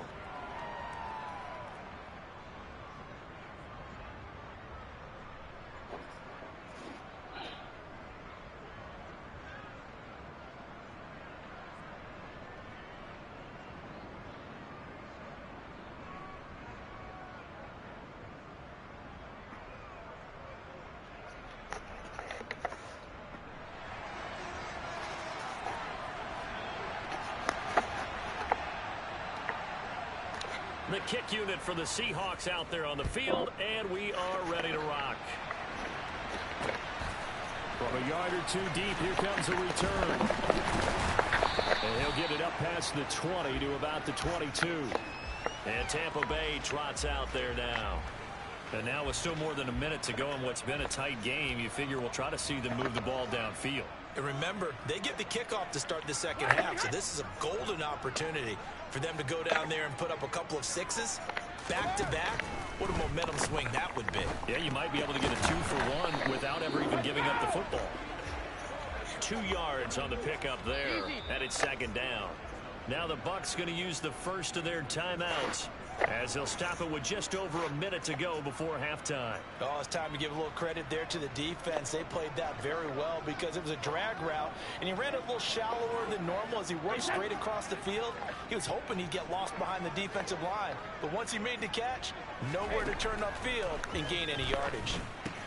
Meanwhile, Brady's throw on target. I was guarding that nigga here, no man. Now another timeout called for by the offense, as the stoppage will come with a little under a minute to go in this first half.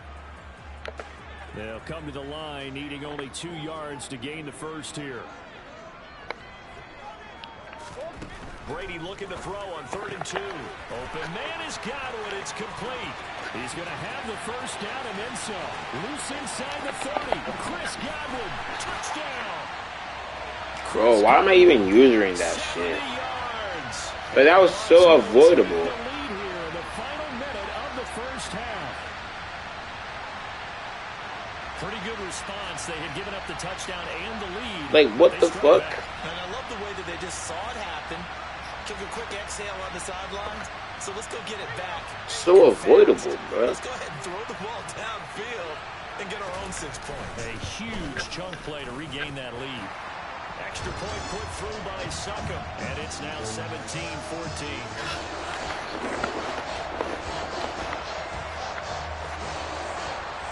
Now it's Ryan Succop on after the touchdown to kick it away. From a couple yards deep, he'll bring it out of the end zone. And he'll be out of bounds here, a yard shy of the 25 at the 24. The Seahawks going to take over now late in this first half.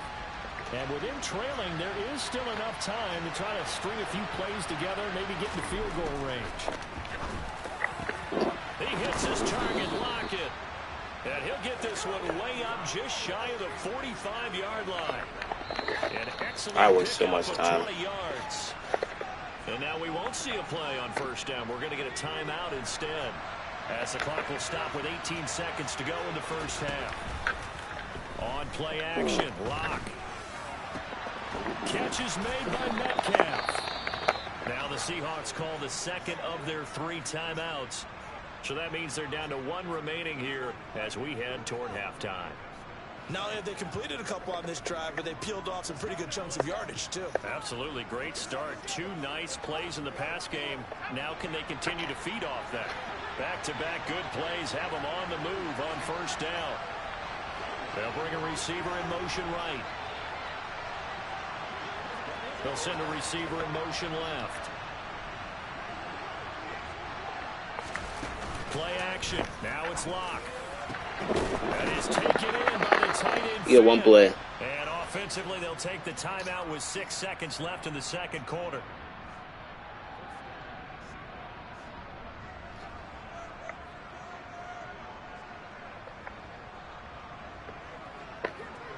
And they line up now for what will likely be the last play of the first half.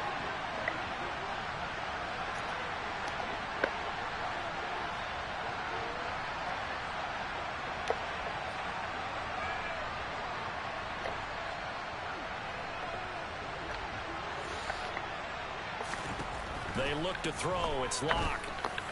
Toward the end zone, but that's going to... Wow. Down here in the red zone, you know your tight end's going to be a favorite target. Couldn't hang on. And sometimes they just have to get out of their own head because they understand how tight windows are there and how many bodies are there. And sometimes they just overthink it and don't catch the ball. So we come upon halftime here in this NFC wildcard matchup. No, I could have caught that shit. I don't know what East of happened. here to Orlando, it's Jonathan Coachman with our EA Sports Halftime Report. Okay, Brandon, thanks very much. The second of our 2 games here on this Super Wild Card Saturday is at halftime. We'll get it back out to you guys in just a minute. But first, time to look ahead. Well, look around the NFL. We'll have to wait for postgame because we are moving right through halftime and on to the third quarter. All right, Coach, thanks. Yeah, both teams likely to make some changes in what's been a closely fought battle to this point. One of these two teams about to play their final half of the season as we're back at it in this NFC wildcard bout. There's Tyler Lockett and the rest of his Seattle teammates coming out for the next possession. Good day for him so far here in the third quarter. He's hit pay dirt once, over 100 yards, but hey, it's the third quarter. He's thinking, I want more, right? He wants more, and it just increases the confidence of his team because every play he makes, that means his quarterback is really feeling good about throwing the football. Probably feels like he can't throw an incomplete pass when he throws it to him right now. And he's looked really, really sharp. A throw left side to start Terrible the drive pass. is complete. And not much to speak of. 1 yard gain up.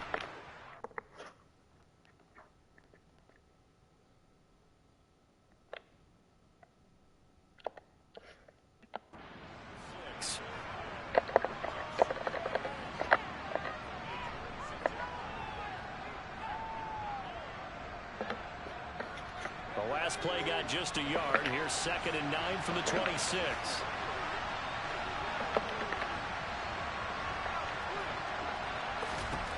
From the gun, it's Locke.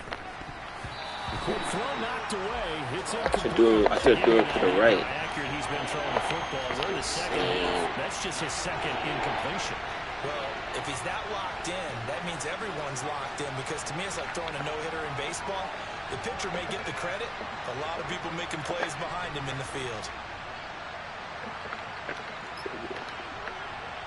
They'll bring a receiver in motion right. They fake the handoff. Now Locke. Open man is Metcalf. He's got it. And he is going to have a Seahawks first down as they're able to get the third down conversion.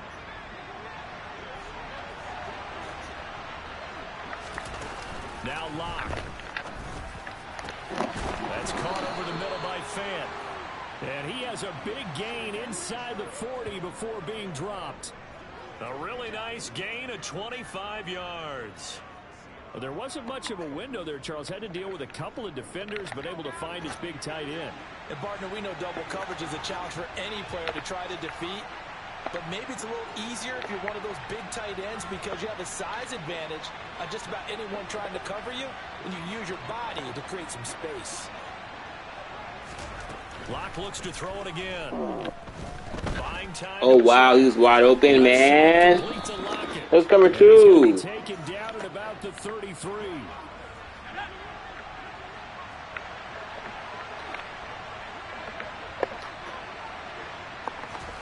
To throw again on 2nd down. Locke. He was wide open. Incomplete. Partner, what we're seeing so far is the defense is certainly coordinated. Doing their jobs in tandem. The back helping the front helping the back. The pressure got home on that last play and forced him to try and throw through contact and short of the sticks. He'll get this outlined to Penny. And he is going to have a Seahawks first down as he'll be marked down a yard or two past the marker following a gain of 6.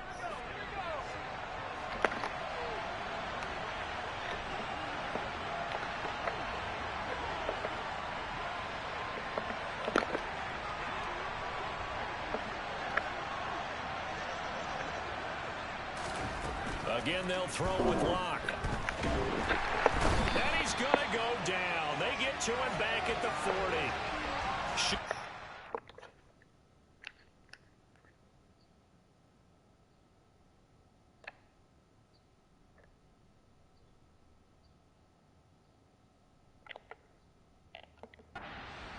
What a play by him. That's going to go as a loss of 13. Now then, after the sack, it'll be interesting to see what they have planned for 2nd and 23.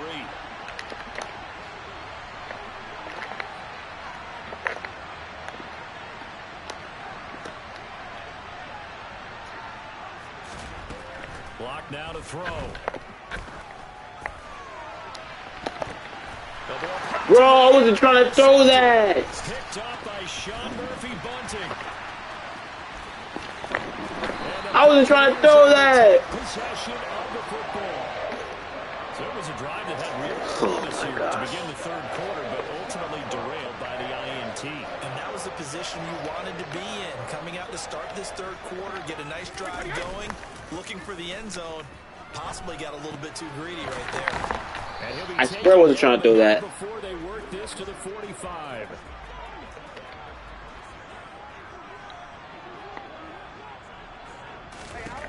From the 45 on second down, Brady. And a catch right side by Evans. And he'll be taken down here just shy of the 30. Line of scrimmage, the 31 now on 1st and 10. Brady. And he's going to be taken down. Pressure gets there back at the 39-yard line. Uchenna Nwosu from his outside linebacker spot, forcing the sack for a loss of 8. But defensively on the previous play, they gave up a pretty good chunk of yardage, but right there, they got a good portion of it right back. And if we just flip it around from the offensive perspective, took a nice step forward, and how about a couple of leaps backwards? The fuck? Oh, hell no. Big call coming up here. Oh, no. That'll go for a gain of 7. And that'll bring up a 3rd and 11 situation.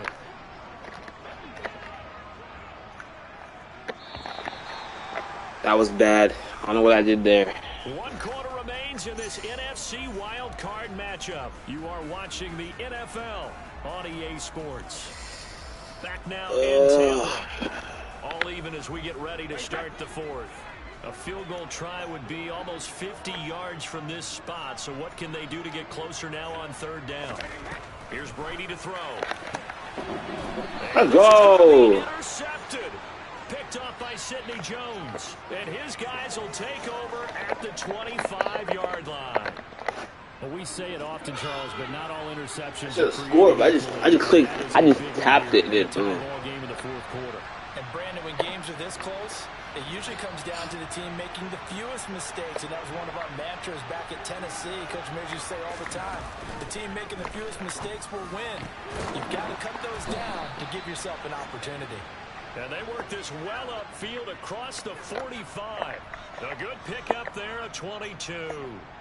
Certainly no settling into the drive there. They came right out on the first play and attacked the middle of the field for a big gainer and a 1st down.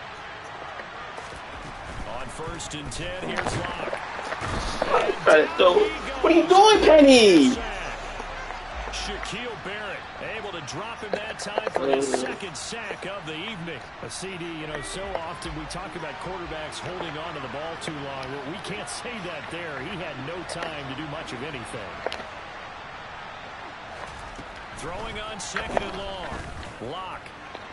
Oh, no. This guy stinks. I know conventional wisdom says, hey, don't get it all back in one play. But sometimes you go ahead and try to. Sometimes you have to. Get it all back on that one. Weren't able to do so.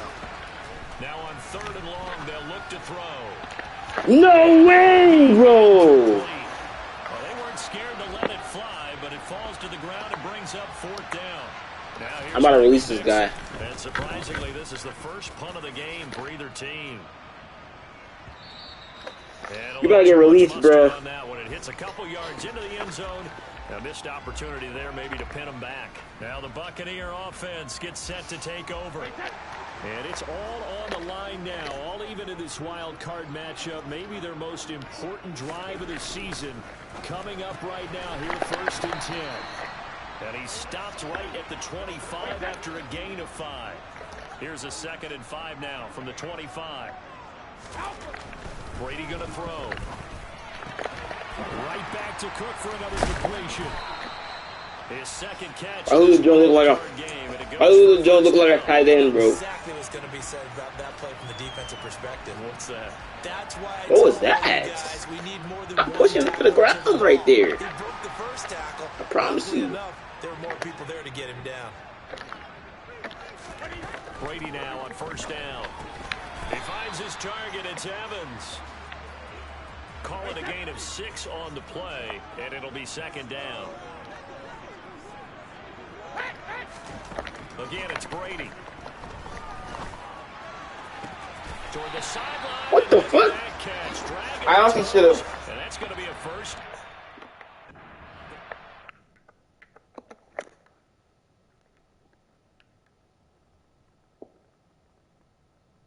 We got cooked on him. I honestly should have went there. Try to get in that underneath route. It looked like he hadn't covered. Get it.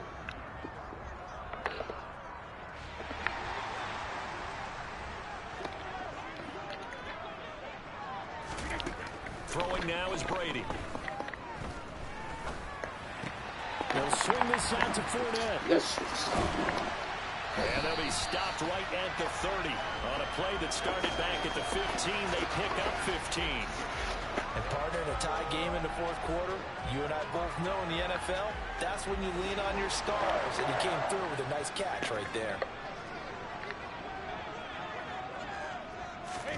On 1st and 10, here's Brady.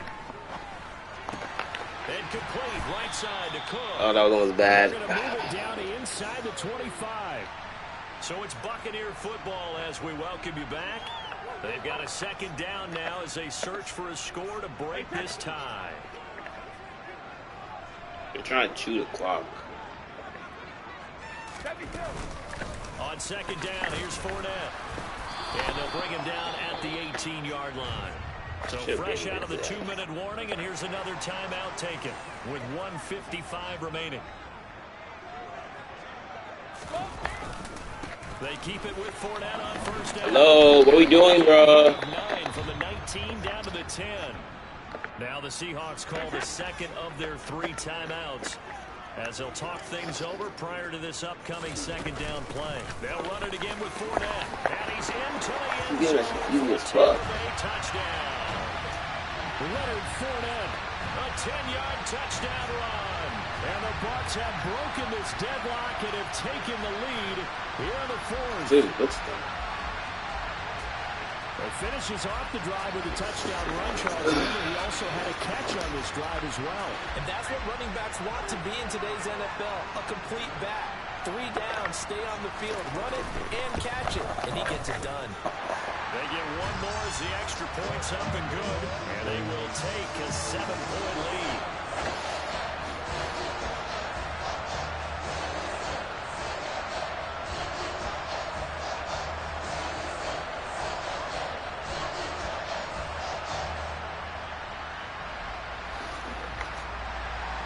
Now it's Ryan Suckup on after the touchdown to kick it away.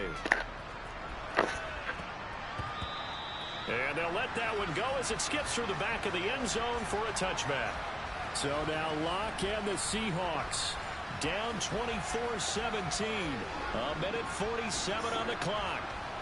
This is where your playoff medal is tested on the road, needing a touchdown to stay alive as they've got it 1st and 10.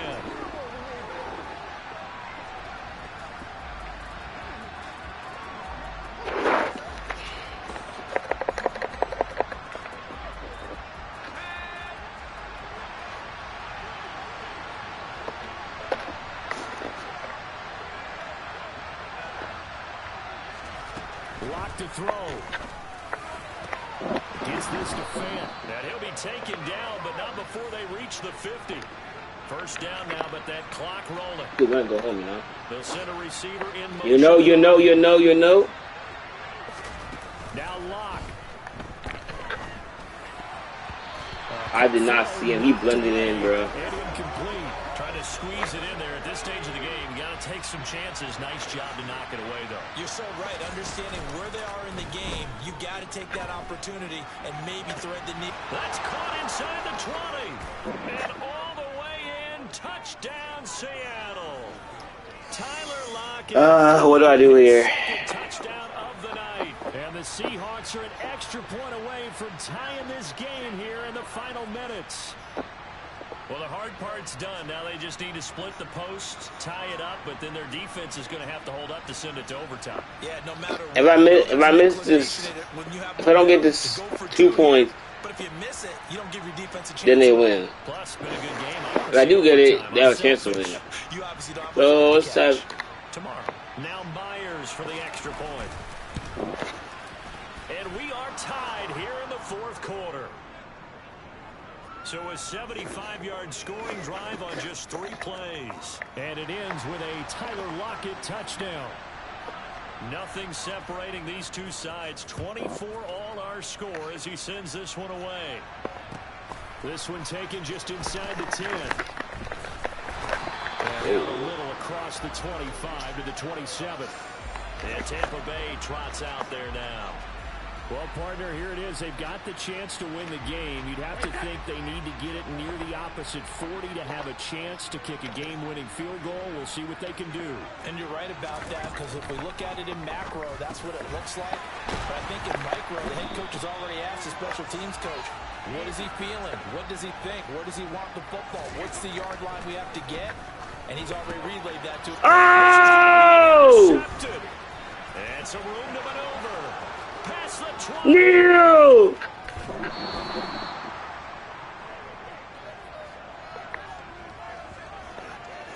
Yo! The end zone. He got close. At least he set the offense up nicely, but he's probably mad he didn't take that one to pay dirt. I agree with you, and you know he's going to get teased because he didn't get it all the way into the end zone. But if they don't score now, if they don't get a touchdown, he won't just get teased. They'll be glaring at him. How'd you not score? Now the Bucs going to use the first of their timeouts as they'll stop him with a. To be honest, I think I should have scored there. Shit. From back at the 4, Look at the score. second and goal. Fuck it. Lock. And that's going to be caught. Touchdown. And they've broken our tie here in the final minute. Well, any thoughts about I think it was overtime second, yeah. have ended at this juncture? That touchdown puts them up 6. I would imagine.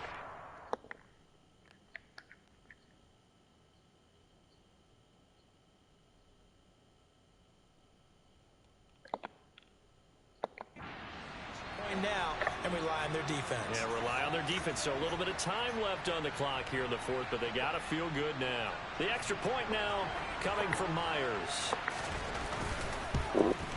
Oh my And they gosh. take a 7-point lead now. They had the short field, and they made quick work of it. Just 2 plays to get into the end zone.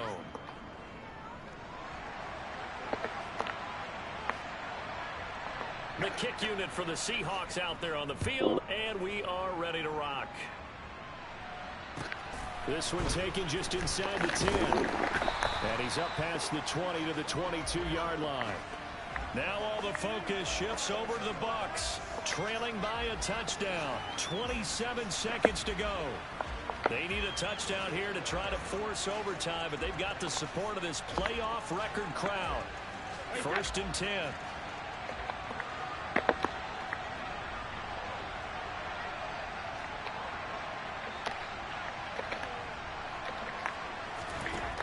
Now Brady.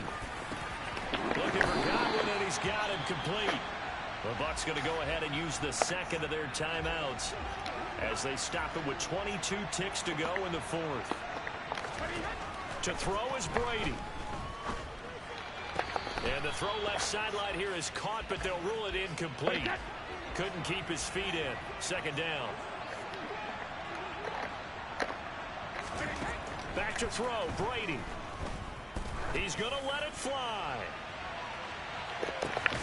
And he is What? in for the score.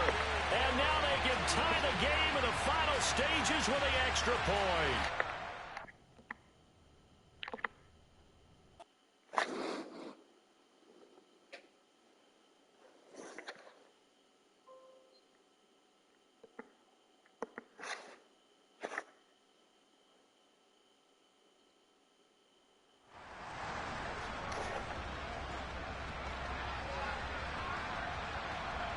Back now on EA Sports at Raymond James Stadium in Tampa.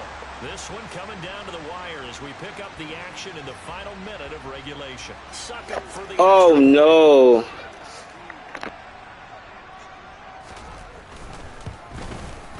And we may very well be headed to overtime.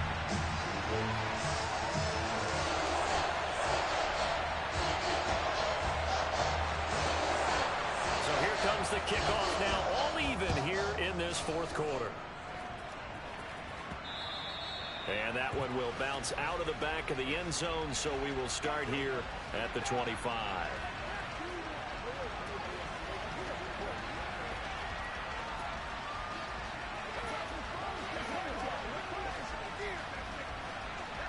Coming to the line here to begin their next drive, the Seahawks offense. And Charles, obviously not much time left. I'm curious to see if there's enough for them to get into field goal range and try to win this thing. And partner, you and I both know the safe calls to kneel and just take it into overtime. But it's also very tough to pass up a chance to win it right now as well. But remember, if you do attempt that,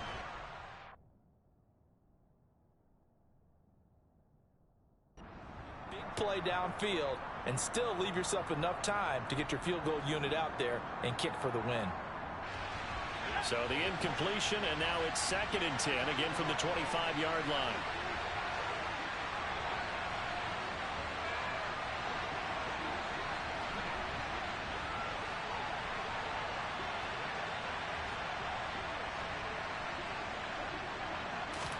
Here's Locke. Going for Metcalf on the deep ball. Oh, this is taken in. It's complete. And they'll work this down inside the 30.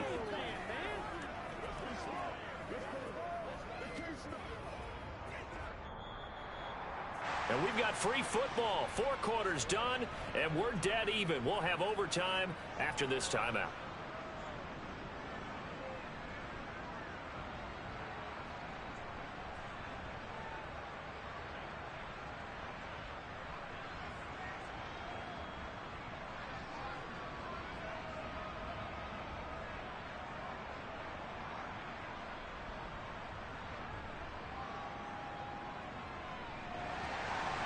Plenty of chills and thrills in this one, and more to come here as overtime will decide who moves on to the divisional round. And that one will bounce out of the back of the end zone, so we will start here at the 25. Here come the Seahawks now, set to take over on offense. Seahawks with a 1st and 10. Locke gets ready to go at their own 25-yard line. Locke's throw into the hands of Fant. And past the 40 before he's out of bounds. That play going for 16 yards to start the drive, 1st down. A nice start for them here to overtime. And maybe the plan here is don't do anything too crazy. Don't try for some big play, Charles. Just move the chains, put the pressure on the defense. Well, these early 1st downs are certainly nice confidence builders as they begin overtime, because even though you've just played 4 quarters, the feeling's entirely different when you take the field in OT, because you just want to settle in, as you suggested, keep the ball moving, and rely on your opponent to make that first big mistake. Locke now on 1st down. And that's going to be incomplete. Too tough to hold on to that one. It's 2nd down. So 2nd down and 10. Once again, they'll go from the 40. Play action. Now it's Locke. Oh, the ball comes out on the hit, but they'll say it's incomplete. In need of a 3rd and 10 conversion to keep.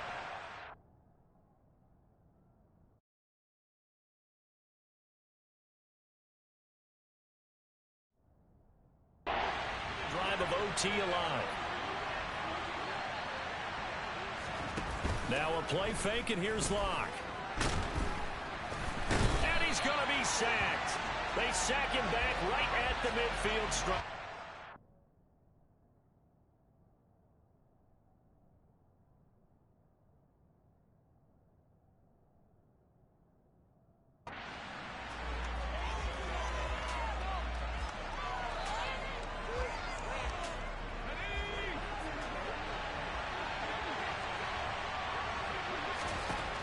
They'll go for it. It's Locke.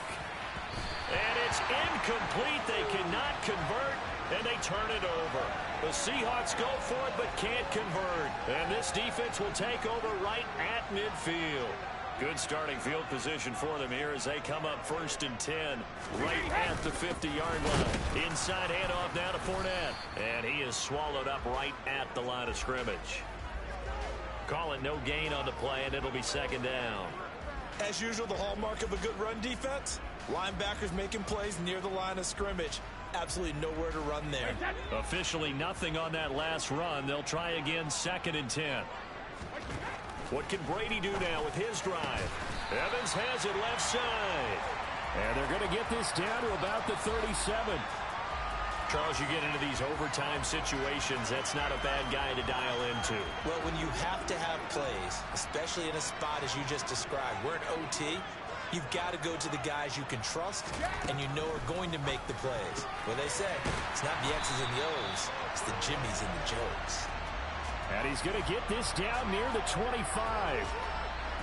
With that last completion, CD's now over 400 yards passing in the game, and quite a few of those have come via some pretty big strikes downfield. Certainly not afraid to challenge this secondary, and it's been successful. I like your observation there, partner, because I agree. This is a group more than capable of torching a secondary any week, as evidenced by their combined stat line here.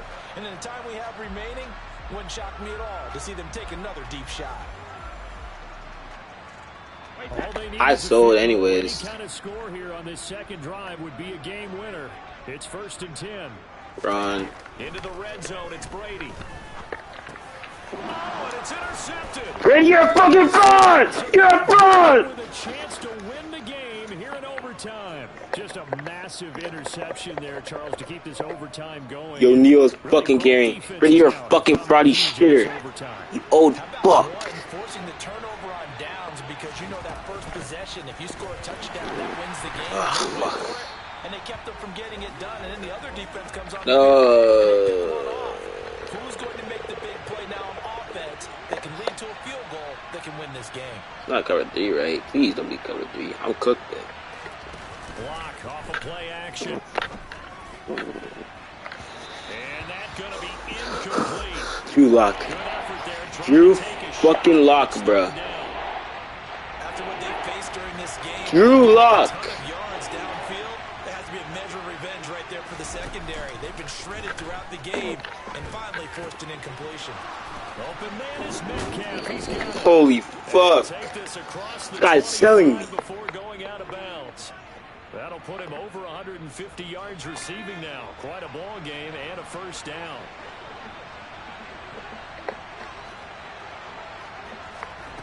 Throwing now is Locke. They'll lock it with a grab over the middle. He'll be down at the 33, 5 yards on the play.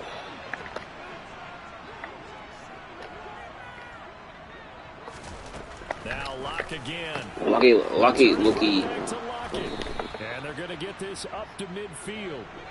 From just outside of field goal range. 3 points, all that's needed. Here's 1st and 10. Oh, he was wide open. I just hesitated. Right there. Stop some fight in them on this series, because it seemed like things were headed for the red zone.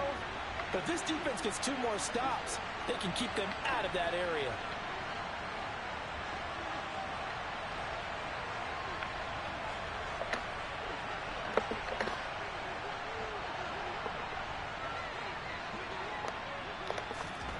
From midfield, here's Locke.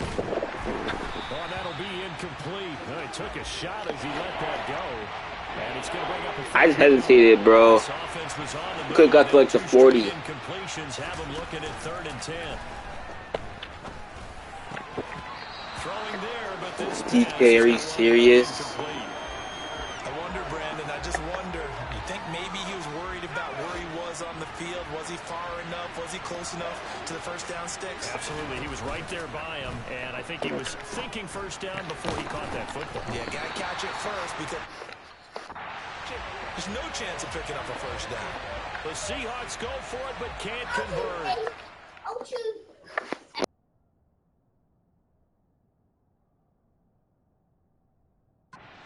Here's defense, Holt.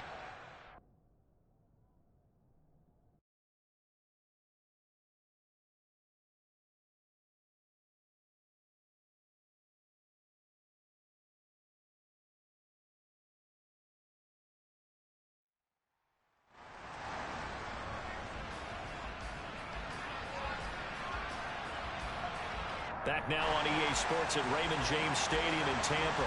We've got a barn burner going, all tied as we pick up the action in overtime. So we're right back where we started, all even as the kick's away. Taken in at the 3. And good coverage there on special teams as they'll get him down shy of the 20. And the Seahawks get ready to trot out on the field. This is a pretty rare situation here, Charles. You get into overtime, neither team coming through with even a field goal on their first drive. So now, sudden death with the time remaining. Next score wins. And now I would say that going at it might be a little bit easier for both teams now because they've eased into overtime. That first series, boy, everything on the line then. Now you've seen what a defense is thrown at you. You can make some adjustments, and all you need is 3 points to win it. A second down pass play there, but it's incomplete. After the incompletion, here now, 3rd and 2. On play action, Locke. He's got his tight end Fant. And they will get the conversion on 3rd down, but the clock, a more pressing factor. 1 or 2 more big plays could get him in position for a game-winning field goal. Here's 1st and 10 now. They fake the handoff, now Locke. And that'll be knocked away. It's incomplete. Certainly looked like someone was very confident in his ability to fit that one in. I would say he was overconfident because there wasn't a whole lot of separation there. Had that one covered pretty well downfield and knocked it away. Locke's throw caught here by Metcalf. Whistles come in and a timeout. Just 8 seconds left in OT. Now a tip of the cap to the man under center, Charles. He just went over 400 yards passing in this ball game. He's got the touchdown passes to boot, taking pretty good care of the ball. Just all around a really solid performance. Yeah, just check, and check, right? Because he certainly showed he was worthy of the trust that his team put in him. A handful of touchdowns to his credit thus far. Now he's just crossing off yardage milestones, and win or lose, his name for player of the game. Defense was expecting run, and their dealt a pass of over 15 yards. Now a timeout called for by the offense. That's their second and last timeout here in the overtime session. We'll be back. So now this one will rest on the right foot of Jason Myers. This to advance to the divisional round. And the kick is good. Holy shit, I almost missed that. It's official now. They're going to the playoffs. Getting into the playoffs is one thing. Now they get to move on. Just 8 teams left. He said we're going to the playoffs. Why didn't he call timeout? That's the ultimate. But you have to get there in incremental steps. Brady, you're a fraud. Fuck you. That's why we beat you in Bayern Munich, buddy. I mean, Munich, Germany, buddy.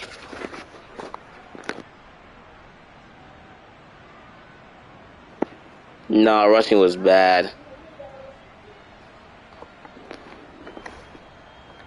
That was the most intense game.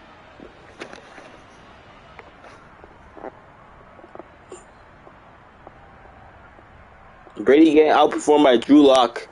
Oh, gotta love it. Oh, gotta love it.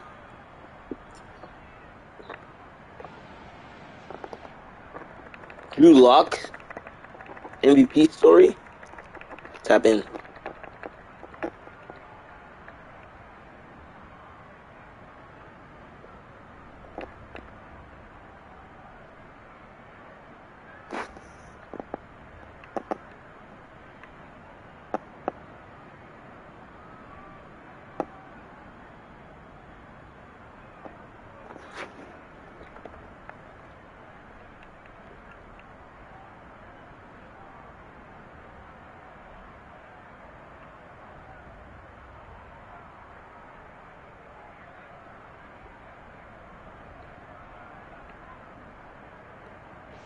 No, Fetman clutch too with these seam routes.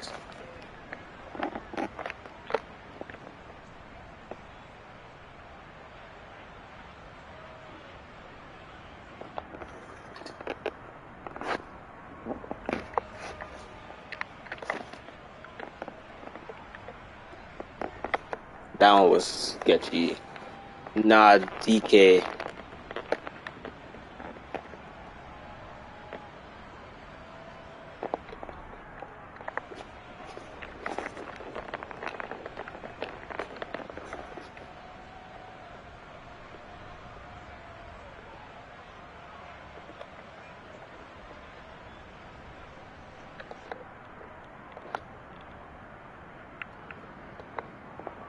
His stats. Drew Lock 500 yards. Who would have thought?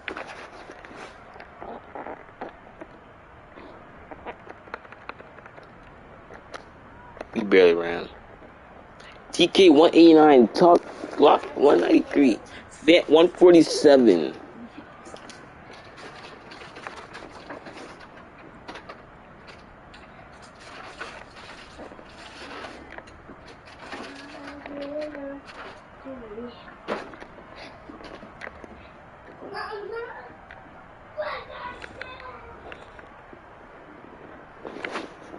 Tryon Shoyunga.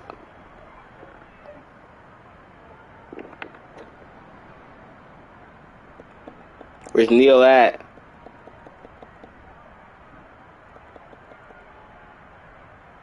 Where's Neil at? 2 clutch interceptions.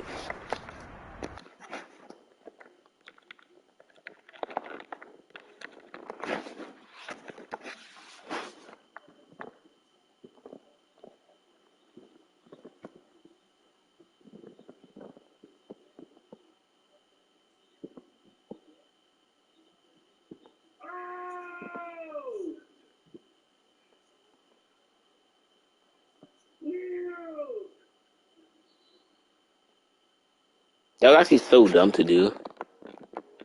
I should have stopped at the 10. I should have stopped at the 11.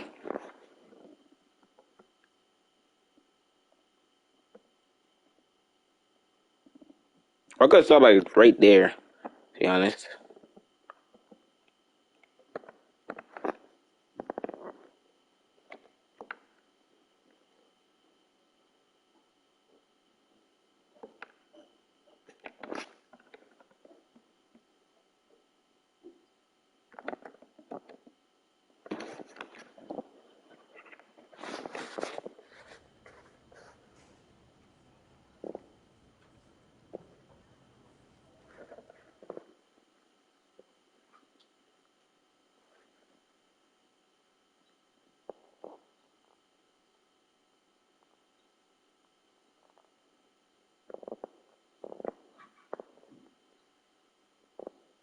On exit.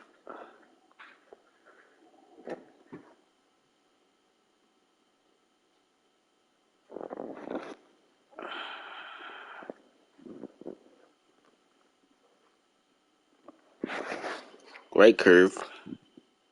35 miles per hour.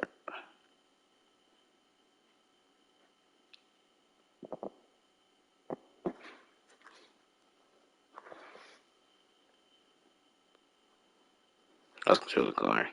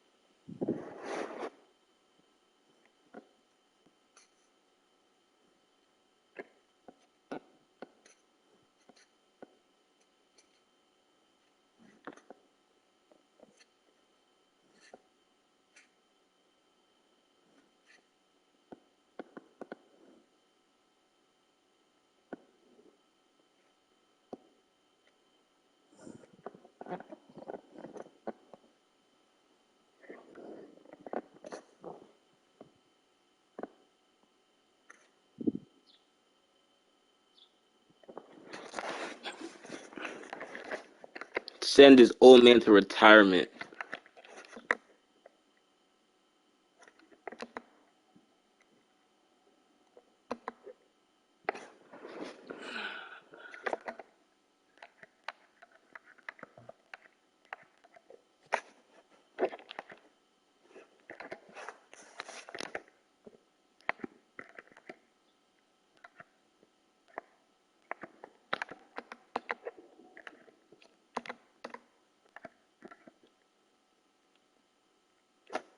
No way.